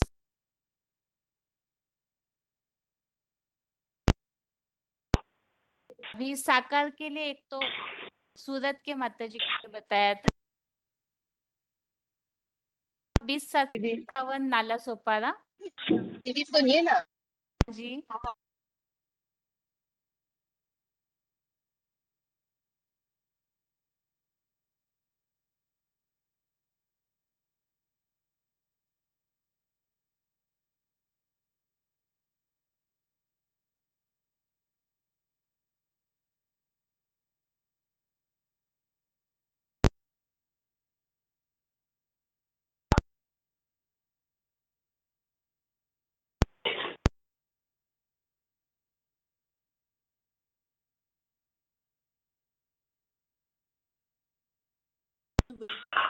क्या आवाज एक माता जी आपको आवाज आ रहा है क्या 8937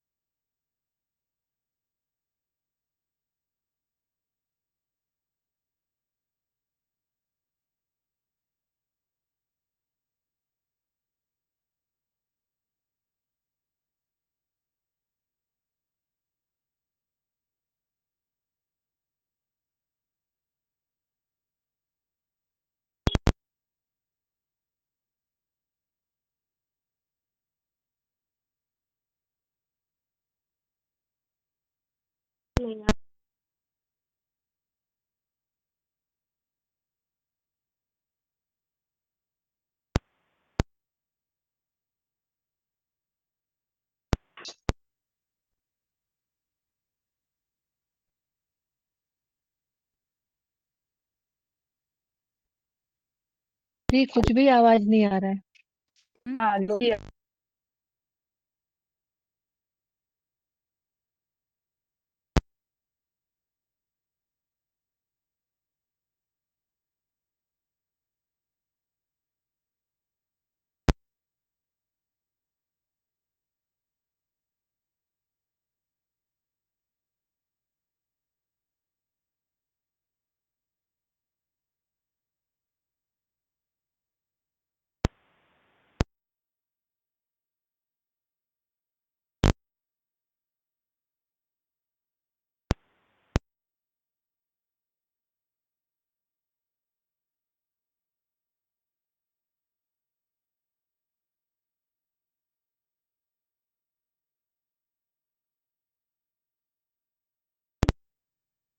हेलो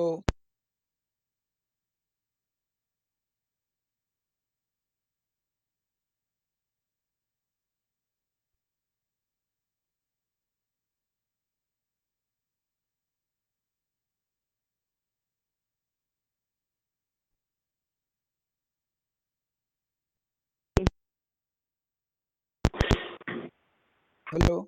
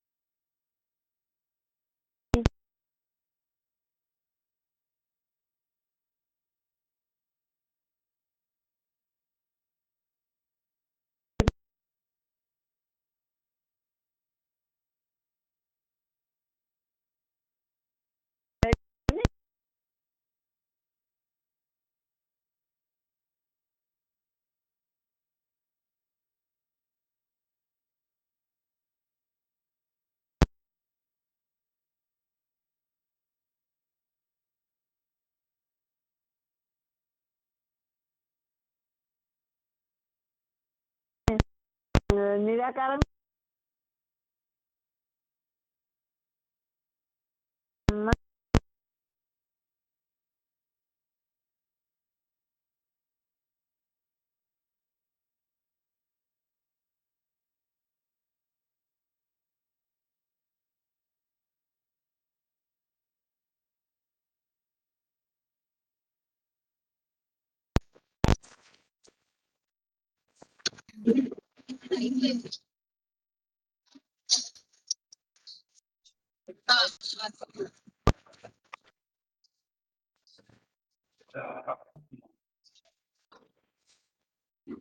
हेलो। हाँ जी, जो हेलो बोल रहे हैं आप तब तक कुछ बताइए, कॉल से बताइए कम से कम, नहीं तो हाँ टाइम जा रहा है। हाँ जी। मैं बता रहा हूँ कि जैसे भक्ति मार्ग में तो क्या करते हैं, बोले भैया वासुदेव जो बोले, तो वासुदेव तो कृष्ण का नाम है। मधुसूदन बोले कृष्ण का नाम है। और एक मिनट भाई, एक मिनट। 14389 माता जी, आपको आवाज आ रहा है? अभी आया। अभी आ रहा है दीदी, अभी आवाज मुझे भी आ रहा है। 8936 माता जी। हाँ दीदी, आवाज आ रही है। आ रहा है दीदी। शायद वेबएक्स का ही प्रॉब्लम है, इसलिए ऐसे हो रहा होगा। टेबल हुआ है दीदी। हाँ जी, ठीक है। एक मिनट, अभी इंदौर के भाई आप 1 मिनट रुकिएगा। हाँ दीदी।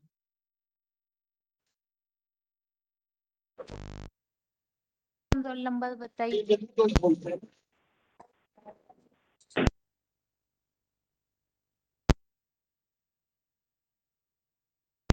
एक तो इंदौर के भाई 13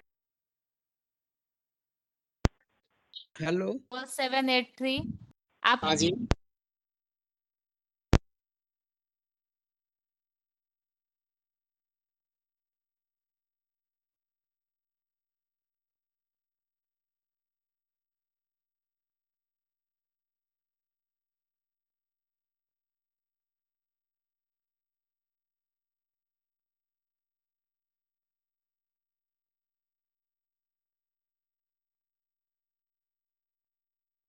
हेलो। हाँ जी। आवाज आ रहा है? हाँ, भगवत गीता में निराकार। एक मिनट माता जी, आपको भी शंकर निरा गीता का भगवान है, उसके बारे में जो हम तर्क बताते हैं वो सारे तर्क बताने होंगे। भोपाल 25 403 जी 29 340 20 751 8937, ये 4 माताएं, और इसके अलावा निराकार के लिए 3 ही हुए थे। और दीदी। हाँ जी। जी दीदी, मैं बाहर हूँ, टेस्ट नहीं दे रही। मैं सिर्फ ये बोल रही हूँ कि मैंने कृष्ण के उपासकों को ज्ञान में आकर्षित कैसे कर सकते हैं, उसके लिए एक टॉपिक लिखा था, तो उसके लिए कभी मौका दीजिएगा। अच्छा, ठीक है माता जी। हाँ ठीक जी। है।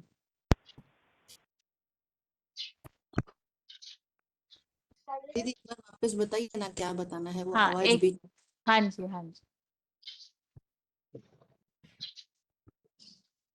हाँ ठीक है, अभी बात ये चल रही थी,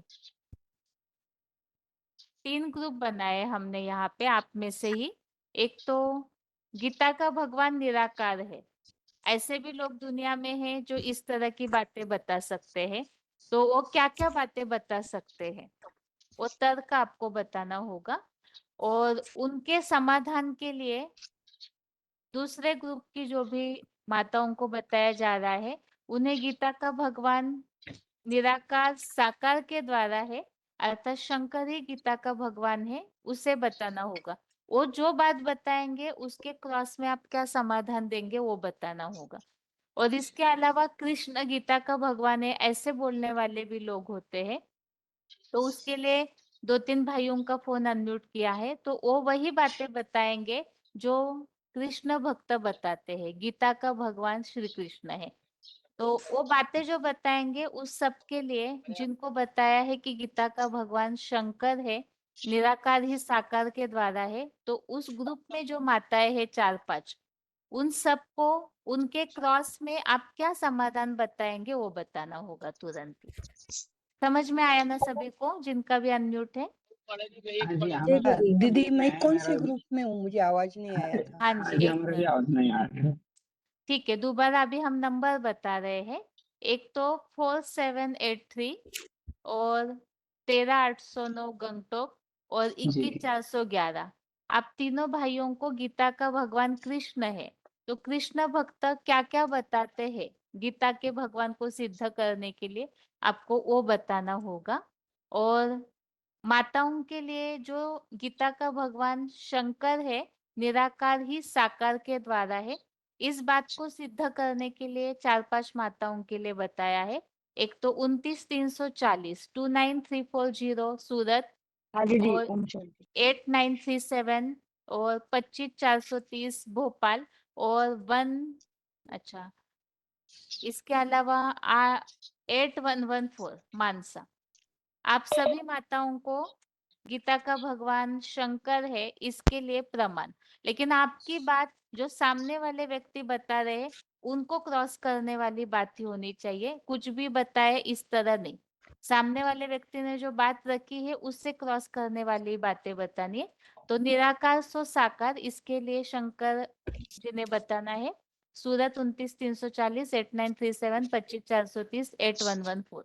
और इसके अलावा गीता का भगवान निराकार है ये बताने के लिए बताया है 24,526 24,526 है बागोड़ी, और 14,389। और इसके अलावा चंडीगढ़ 28,322। आप तीनों को निराकार को जो बताते हैं उसके लिए क्या क्या बातें बताई जा सकती है या बताते हैं लोग, आपको बताना है। जितनी बातें आपको पता है बताइए, नहीं आइडिया आ रही है तो बताइए, हमें नहीं आइडिया आ रही है कुछ। ठीक है। हाँ जी दीदी, ये बता हाँ सकते हैं जी। कि निराकार के लिए कहते हैं कि वो अजन्मा है, अगर्भा है, अभोक्ता है, कि वो गर्भ से जन्म नहीं लेता, वो कुछ करता नहीं है और वो कुछ इंद्रियों से कुछ भी नहीं करता। तो मतलब वो निराकार के बारे में ही कहा जा सकता है, क्योंकि वो निराकार ही है जिसको कोई जन्म नहीं लेता और जो कर्म इंद्रियों से कुछ कर्म नहीं करता। तो अभी दीदी थोड़ा उल्टा बोल सभी रही है तो धर्मों थोड़ा वाले दुनिया बताया में अभी। जो है हाँ जी। वो निराकार को मान्यता देते हैं। जैसे कि यीशु है, कहते हैं गॉड इज लाइट। और जो अल्लाह के बंदे हैं पैगंबर और इस्लाम के, वो अल्लाह को नूर कहते हैं, मना निराकार ही है। और नानक भी कहते हैं कि एक ओंकार निराकार। और भारत में भी ज्योतिर्लिंग के रूप में निराकार स्टेप में ही उनका गायन पूजन होता है। तो भगवान निराकार है। अच्छा, वो पहले है अभी कोई भाइयों साकार। की बातें। कृष्ण गीता का भगवान है, इसके लिए क्या क्या बातें, 3 वाक्य बताइए। एक एक भाई एक एक बात बताइए, उसके बाद दीदी मैं माताएं बोलूं? जवाब देंगे। हाँ, गीता में हाँ जी। भगवान का नाम जो डाला जाता है, गीता की मुख्य पृष्ठा पर जो रथ का चित्र दिखाया गया है उसमें जो कृष्ण का नाम दिखाया गया चित्र, ततसक्त हेरुत्ते महति संदन स्थित माधव पांडव शैव दिव्य शंख प्रदीप्त। अर्थात कृष्ण के हाथ में महाभारत में शंख फूंकने का चित्र जो रखा गया है उसके आधार पर दिखाएगा ना, पांचजन्य हृषिकेश देवदत्तम धनंजय पंडुदम्नो महाशंख भीम क्रमा बुकुधर। तो मतलब इस चित्र के आधार पर लोग समझ लेते हैं कृष्ण ही गीता का भगवान है। और बाकी और भी श्लोक है एक जैसे मिनट, एक बात पूरी, इस बात को कट करने दीजिए। हाँ जी, अभी माताएं बताइए जिनको शंकर के लिए सेट किया है। बताइए माता जी, आप इसका हाँ क्रॉस दीदी। क्या जवाब देंगे? हाँ दीदी, वो कृष्ण कैसे हो सकता है? गीता का भगवान तो साकार निराकार, निराकार भी नहीं हो सकता, क्योंकि निराकार तो कैसे वो 5 बजा सकता है? वो साकार में एक मिनट प्रवेश माता जी, करके ही। हमने ये बोला सामने वाले के प्रश्न को ध्यान से सुनना है। भाई ने ये बताया कि गीता के मुख्य पृष्ठ पर रथ को चलाते हुए श्री कृष्ण को दिखाया हुआ है। गीता का ये तो हाँ प्रसिद्ध चित्र है, सब जानते हैं। तो इससे हाँ स्पष्ट होता है कि गीता का भगवान कृष्ण ही है, क्योंकि उन्हें ही वहां अर्जुन रथ को चलाते हुए दिखाया है। इस बात को क्रॉस करने के लिए माताएं क्या समाधान बताएंगे, बताइए। हेलो। हाँ चित्र है जी ना। माता जी। हाँ जी दीदी, जो गीता का ज्ञान सुनाया गया है वो कोई लकड़ी के रथ के ऊपर बैठ के नहीं सुनाया था। ये शरीर रूपी रथ की बात है, जिसके ऊपर बैठ करके भगवान शिव शंकर भोलेनाथ ने गीता का ज्ञान सुनाया, जिसके लिए कठोपनिषद में भी आया हुआ है। ये शरीर को रथ, आत्मा को रथी, और जो बुद्धिमानों की बुद्धि भगवान है उसको सारथी समझ। आत्मानम रथिम विद्धि शरीरम रथमेव च बुद्धि तु सारथी। अच्छा, एक मिनट, गंगटोक के भाई आप बताइए माता जी की इस बात को क्रॉस करने के लिए आपके पास कुछ उत्तर है? तो इसके लिए तो वो जो गीता में भी बताते हैं ना, जो कि भगवान सबका बीज मैं हूँ करके तो कृष्ण का नाम आता है ना भक्ति मार्ग हम हमारे तो हमको समझ में आता है कि गीता का भगवान नहीं कृष्ण नहीं, है एक मिनट हाँ माता जी जी हाँ की जी बात को पकड़ना है। माता जी ने अच्छा ये बोला है कि रथ जो है वो शरीर को रथ कहा गया है। प्रश्न यहाँ मुख पृष्ठ पर रथ का चित्र दिखाया है, उससे स्पष्ट है गीता ज्ञानदाता श्री कृष्ण है। तो माता श्री जी ने कृष्ण इसमें क्रॉस बात बताई कि वास्तव में शरीर रूपी रथ की बात है, और कठोपनिषद का उल्लेख माता जी ने बताया। लेकिन अभी कृष्ण भक्त इस बात को सिद्ध करते हैं ना कि किस कारण गीता पे कृष्ण का चित्र दिखाया हो। तो आप में से कोई भी माता जी की बात को क्रॉस करने जैसी बात को हाँ बताइए। जी हाँ जी ये तो एक मिनट एडवांस के एक बार एडवांस आया ज्ञान से हाँ ही जी जान हेलो सकते हैं।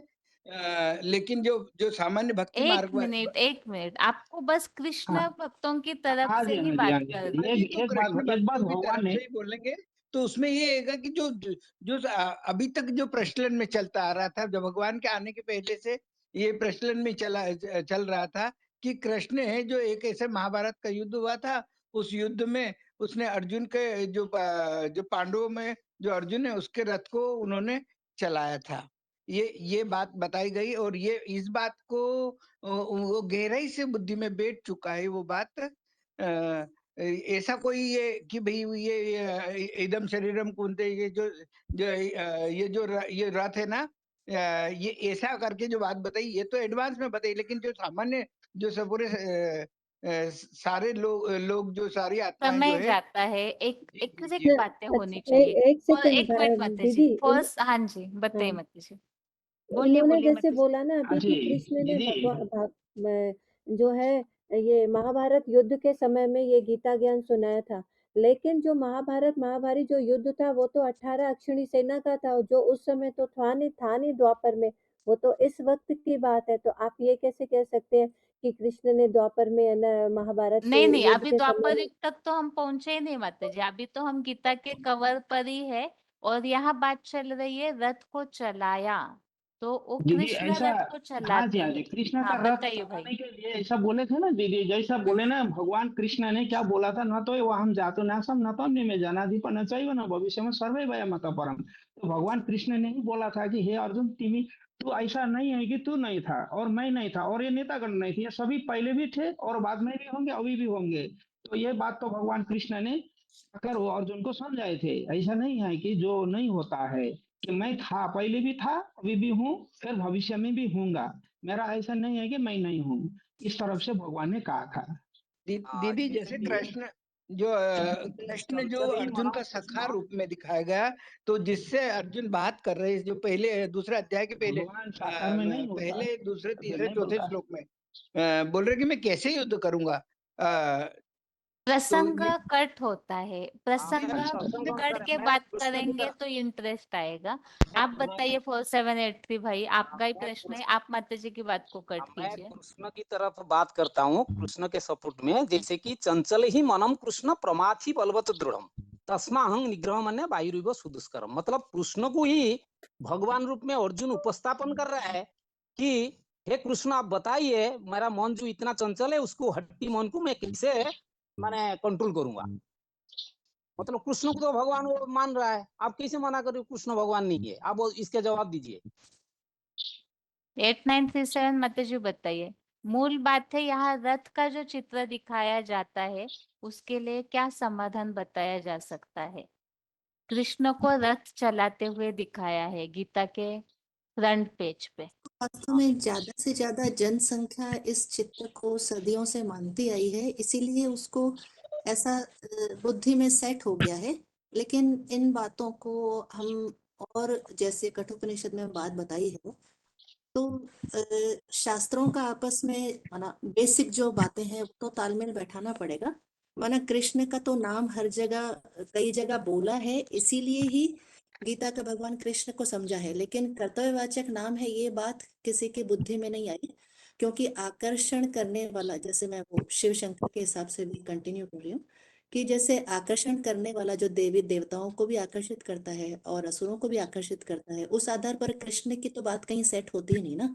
कृष्ण के लिए तो कहीं कृष्ण तो सदैव माना उनके लिए तो छल कपट करने वाला दिखाया हुआ है। उनको देवताएं और असुर कैसे स्वीकार करेंगे? तो मूल बात यही है कि लोकप्रियता जो बढ़ गई, जो कृष्ण उपासकों ने ये कर दिया, क्योंकि वास्तव में शिव का नाम पूरी श्रीमद् भगवत गीता में है नहीं। इसीलिए शिव माना ये अपने आप में ये बहुत बड़ी बात है कि इसको हम सिद्ध करें कि शिव अर्थात शंकर, शिव शंकर गीता का भगवान है। इस बात को सिद्ध करने के लिए बहुत गहराई में जाना पड़ेगा। ढेर सारे जो कर्तव्यवाचक नाम है, उन सारे कर्तव्यवाचक नामों को शंकर के जीवन से टैली करके बताना पड़ेगा, तब सेट होगा। फिलहाल तो यही कह सकते हैं कि जो मुख पृष्ठ पर दिखाया गया है उसको चित्रकार ने, क्योंकि चित्रकार को भी ज्ञान तो है नहीं, उन्होंने तो जो बताया गया श्रीमद् भगवत गीता में, उस आधार पर वो वो चित्र बना दिया। वास्तव में चित्र तो शिव शंकर का होना चाहिए, जो पूरा ही एक्यूरेट सेट होता है कि तीसरे नेत्र पर माना सारथी है, और जो शरीर है वो शंकर का है, और रथ भी कहेंगे वो शंकर का है। लगाम है माना वो सारा इंद्रियों को कंट्रोल करने वाली बात, माना शिव शंकर का जो चित्र है वो वास्तव में होना चाहिए मुख पृष्ठ पर। वो ही रथ, रथी, सारथी, सारा कुछ उसमें आ जाता है। अच्छा, एक मिनट, अभी जो निराकार की बात के लिए है ना, माता जी आप बताइए, आप लोग इस बात के लिए क्या समाधान बताएंगे कि गीता का भगवान जो कृष्ण है बता रहे हैं, निराकार तो कोई चित्र नहीं होता है ना, तो फिर निराकार का निराकार कोई गीता चित्र का नहीं भगवान होता। है ऐसे बताने के लिए क्या समाधान बताएंगे? हाँ जी। निराकार का तो कोई चित्र नहीं होता, लेकिन गीता में है ना, ज्योतिषामपि तत्सत् ज्योति तमसः परम उच्यते ज्ञानम ज्ञेयम ज्ञान योग्यम हृदय सर्वस्य स्थितम। माना मैं ज्योति स्वरूप हूँ, निराकार हूँ। यही तो निराकार वाली सारी दुनिया की धर्म की आत्माएं निराकार को मानती है। साकार कृष्ण को या शंकर को तो कोई मानेगी नहीं, क्योंकि कृष्ण जो है तो उसका तो अपने धर्म की ही मान्यता है। और फिर शंकर के बारे में बोलेंगे तो भक्ति मार्ग में उनको अपनी फैमिली दिखाई है, शंकर पार्वती गणेश पुत्र दिखाए हैं। तो फिर दोनों भी गीता के भगवान नहीं हो सकते, कि निराकारी गीता का भगवान है, वो तो सब धर्म वाले मानते हैं। एक ऐसा मिनट, क्रॉस करके बोला। हाँ जी। के सहित मुझे के नाम जुड़ा कि गोविंद हाँ। तीनों एक राज्य मिनट, में एक मिनट, अभी गोविंद। कवर की बात तो पूरी हुई ही नहीं, आगे बढ़ के कैसे चलेगा? अच्छा, कवर की बात के लिए तो अच्छे से समाधान करके कोई ठोस कारण मानना भी तो आना चाहिए ना, कि सामने वाला व्यक्ति कन्विंस हो जाए हमारे जवाब से। कवर की बात से तो उत्तर से किसी के भी संतुष्टि नहीं हुई अभी तक। दीदी मन बुद्धि में जो बैठा हुआ है, जो हाँ। पिछले शास्त्रों ने जो बातें बता रखी है, उसको ही वो मुख्य रूप से मानता है। और उससे विरोधाभास अगर करने की बात करी जाएगी, क्योंकि जो पिछले जो पीढ़ियां दर पीढ़ियां से जो चला आ रहा है, उसमें बोला गया कि कृष्ण ही गीता का भगवान है, और उसी को मान्यता, क्योंकि वो अर्जुन का सखा भी रहा है, उससे वो सब तरह की बातें कर पा रहे हैं। तो वही उसका मार्गदर्शक भी बना। तो ये ऐसी मान्यता रही है, और वही लीलाधर भी रहा है। वो लीलाएं रचता है, बोले कि जन्म मरण के चक्कर में नहीं आता, तो वो कोई बोले कि साधारण कवर समझ रहे के हो क्या मतलब। बाद विषय चेंज हो रहा है। यहाँ बात है कि गीता के मुख पृष्ठ पर रथ और उसे चलाने वाले गीता ज्ञानदाता श्री कृष्ण को दिखाया है। इससे यह बात स्पष्ट है कि गीता ज्ञानदाता कृष्ण है। तो ऐसे जो बताने वाले, क्योंकि देखिए कोई भी जो किताब बनाने वाले होते हैं ना, तो उनका चित्र या उनका नाम फ्रंट पेज पे कहीं ना कहीं दिखता ही है। तो यहाँ तो शास्त्रों के अनुसार जिसने गीता बताई उनका चित्र सामने दिखा दिया है, तो ये बात अर्जुन बिल्कुल के स्पष्ट युद्ध है ना। क्षेत्र में पथ प्रदर्शक दिखाया कृष्ण को। हाँ, तो सही है ना, फिर सही है ना ये बात। तो ये कृष्ण मार्गी लोगों ने यही बोलते हैं ना। हाँ, अच्छा, अभी बताइए 22,707 माता जी, आप इसके लिए कोई समाधान बताएंगे? दीदी हम हाँ, जैसे दीदी ने कृष्ण को दिखाया है, तो कठोपनिषद में तो आया है कि आत्मानम कठोपनिषद की बात तो बता दी माता जी ने, कोई नई बात बताइए। कठोपनिषद हो गया। यदि कृष्ण गीता का भगवान होता तो जो कि जैसे जो यदि तो जब अर्जुन ने कहा कि जब विराट रूप दिखाया तो जब अर्जुन ने कहा कि आप कौन हैं, तो कृष्ण तो उसके सामने ही था, तो फिर उसे पूछने की क्या जरूरत थी। तब अर्जुन को क्या पूछने की जरूरत थी। जब कृष्ण कहा तो कहा कि कालो अस्मि, कालो का काल, मैं महाकाल हूँ। तो वहां तो कालो का काल महाकाल महादेव शंकर को कहा जाता है ना, कृष्ण को तो नहीं कहा जाता है। और ये भी एक वो तो 16 काला संपूर्ण है, नारायण बनने वाला है। वो तो जन्म लिया है, माता पिता से जन्म, भगवान को तो कहते हैं वो अजन्मा करता अभोक्ता है। तो कृष्ण के तो माता पिता दिखाए हैं और उनकी जन्म मृत्यु भी दिखाई है कि मृत्यु में उनको एक बघेलिया ने तीर मारा तो उनके प्राण पखेरु उड़ गए। और जो गीता के 10:20 में भी आया है कि हम आत्मा गुणा के सर्वभूता भूता से स्थिता अहम आदिश्य मध्यम च भूता नाम अंत एवं। मैं कि हे अर्जुन, मैं ही आत्मा का सब प्राणियों का आधार द्वारा स्थिति, प्राणियों का आदि मध्य और अंत करता मैं हूँ। और ये भी है उत्पत्ति विनाश स्थापना। तो ये तो शंकर को कहा जाता है त्रिलोकीनाथ। तो इससे यही सिद्ध होता है कि शंकर है। कृष्ण गीता में कहीं भी कृष्ण का वो नहीं आया है, वाच आया है। तो यही भी कि कृष्ण नहीं, वो निराकार शंकर। गीता में कृष्ण वाच इसलिए नहीं आया है क्योंकि जो भी कृष्ण के भक्त है उन्होंने कृष्ण को ही भगवान माना, तो इसीलिए वो कृष्ण उवाच न लिख के उसे श्री कृष्ण को ही भगवान मान के भगवान उवाच बताते हैं। लेकिन बताइए क्या लीलाधर नाम क्रॉस दिया ना करेंगे दीदी, इस बात के लिए। उनके लिए हम ये बता सकते हैं, कृष्ण के नाम में लीलाधर दिया, ये सब तो लीला है उसकी दीदी। तो सही है ना, लीलाएं कर रहे हैं तो इसीलिए नहीं, भगवान उवाच लिख दिया कृष्ण के लिए ही। गीता में जो 4थे अध्याय में दिया, ये जो नाम भी भगवान आया ना, ने कृष्ण योग नाम और भी आया ज्ञान ना दीदी किसको कई जगह। सिखाया, बोला पहले सूर्य को सिखाया। तो एवं परंपरा प्राप्त में राजस्व विदु स काल नियम होता है युगं नष्ट परम तप।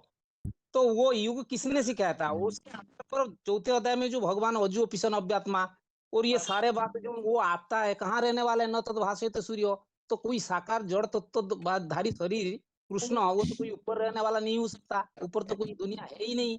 इसके आधार पर ये 4थे अध्याय के जो शुल्क है उसके आधार पर मैं गीता में कृष्ण भगवान नहीं है और निराकार शिव सुप्रीम शुल्क कैसे साकार तन में आता है ओजियो पिशन अव्यात्मा, ये सारे शुल्कों के आधार पर हम समझा सकते हैं स्पष्ट रूप से। रुकिए अभी आप अपने ही जगह पे रहिए जहाँ कृष्ण भक्तों की बात आप बता रहे। ये जो शंकर के लिए जो बताए हुए हैं 89378114, माता जी अच्छा समाधान बताइए कोई। हाँ जी दीदी, इसमें ये बता सकते हैं कि जो गीता 11 के 54 नंबर में श्लोक आया है, ज्ञातुम द्रष्टुम च तत्वेन प्रवेष्टुम च परम तप, माना कि मैं प्रवेशनीय हूँ, तो जब वो प्रवेशनीय है तो वो स्थूल शरीरधारी जो है वो नहीं हो सकता। जिस तन में वो प्रवेश करते हैं उसके लिए गाया जाता है गुरु साक्षात परब्रह्म तस्मै श्री गुरुवे नमः। माना जिसके आगे सारी दुनिया झुकती है, क्यों? क्योंकि भगवान जो है अजन्मा अगर्भा है, अजो अपिसन अभ्य आत्मा भूतानाम ईश्वरो अपिसन। यदि कोई शरीरधारी होगा तो वो तो खुद जन्म मरण के चक्कर में आने वाला है, वो दूसरों को वो दूसरों को जन्म मरण के चक्कर में नहीं छुड़ा सकता। इसलिए उनके लिए जो साधु सन्यासी हैं, यदि वो ये गीता ज्ञान सुनाते हैं तो वो हमें मुक्ति, जीवन मुक्ति का ज्ञान नहीं जल्दी क्यों आया आज? आज के जो भक्ति मार्ग में हम गीता सुनाते हैं, ना तो गीता सुनाने वाले ना सुनने वाले ये समझ पाते हैं कि हम परम गति को पाएंगे। जबकि जो कृष्ण जी जबकि जो अर्जुन था उसने 18 अध्याय गीता जो है 18 अध्याय गीता सुन करके परम गति को पा लिया। कारण क्या था कि उसने डायरेक्ट भगवान से सुना था। यदि कृष्ण के द्वारा भी हम सुनते हैं तो कृष्ण को तो माता पिता गुरु और उसको किसी बहेली ने तीर मारा तो उसके प्राण पखेरु उड़ गए थे, इसलिए वो गीता का भगवान नहीं हो सकते, वो जन्म मरण के चक्कर में आने वाले। माता पिता की बात करी जाए तो 14वां श्लोक है, और यह अभी बता सकते हैं कि हम स्वयं भूल गए हैं कि हम आत्मा दीदी, हैं। हम आज माता जी ने जो पॉइंट बोला इस पे देवियों का कि परिचय माता देते पिता हैं। दिखाए तो भगवान जब इस सृष्टि में आते हैं तो सर्व संबंध से मिलते हैं। तो ये बात तो कृष्ण के ऊपर अगर माता पिता दिखाए तो वो तो हो सकती है। दीदी 8937 माता जी आप क्या बोल रहे थे? एक का जो 14वां श्लोक है उस आधार पर बता सकते हैं ना, जो 4 घोड़ों की बात आई है, इसमें माधव को बताया है, तो माता पार्वती पति शिव माना ये तो जो क्लैरिफिकेशन है, अर्धनारीश्वर माता पार्वती पति शिव बाबा ना। हम अपने क्लैरिफिकेशन के द्वारा नहीं कन्विंस कर सकते दीदी किसी हम को। 7 के पिता जो 25 कहा जाता अनुसार है भी बता सकते दीदी हैं कि 10 के 2 में भी वो सभी के आगे प्रत्यक्ष नहीं है, जो 7 के 25 में भी है। ना अहम प्रकाशा सर्वस्य जोग माया समावृता, माना कि जो भगवान है वो भी हमें ऐसे ही नाकों से दिखाई नहीं देते, और जिस स्तनधारी में प्रवेश करते हैं वो भी हमें इस सृष्टि रूपी रंगमंच पर बिना पहचाने दिखाई नहीं देंगे, जिसके लिए गीता में भी आया हुआ 11वें अध्याय में ना तो माम सक्षे दृष्टुम अनेनैव स्वचक्षुषा दिव्यम ददामि ते चक्षु पश्यमे योगम ऐश्वरम। वास्तव जबकि में जो ये बात तो हाँ ठीक है, वैसे जो निराकार की तरफ से बोलने वाले उन्हें ये बातें बतानी चाहिए थी। ठीक है, दीदी हाँ 7 बताइए के माता जी आप। 25 में देखेंगे भगवान के लिए माता पिता कहते हैं ना, क्या माता जी? भगवान के लिए माता पिता बताते हैं, सारी हाँ जी। दुनिया को माता पिता बोलती है, तो माता पिता का स्वरूप तो शिवलिंग को ही गाया जाता है ना। अर्धनारीश्वर में शंकर पार्वती को दिखाया जाता है, कृष्ण को तो कभी दिखाया ही नहीं जाता। तो भगवान के नाम पर जो माता पिता का स्वरूप होना चाहिए, वो भक्ति मार्ग में भी उसका प्रमाण तो होना चाहिए ना। बस श्रीमद् भगवद गीता में कृष्ण उवाच लिख दिया या श्री कृष्ण भगवान उवाच कह दिया, उससे तो भगवान सिद्ध नहीं होते।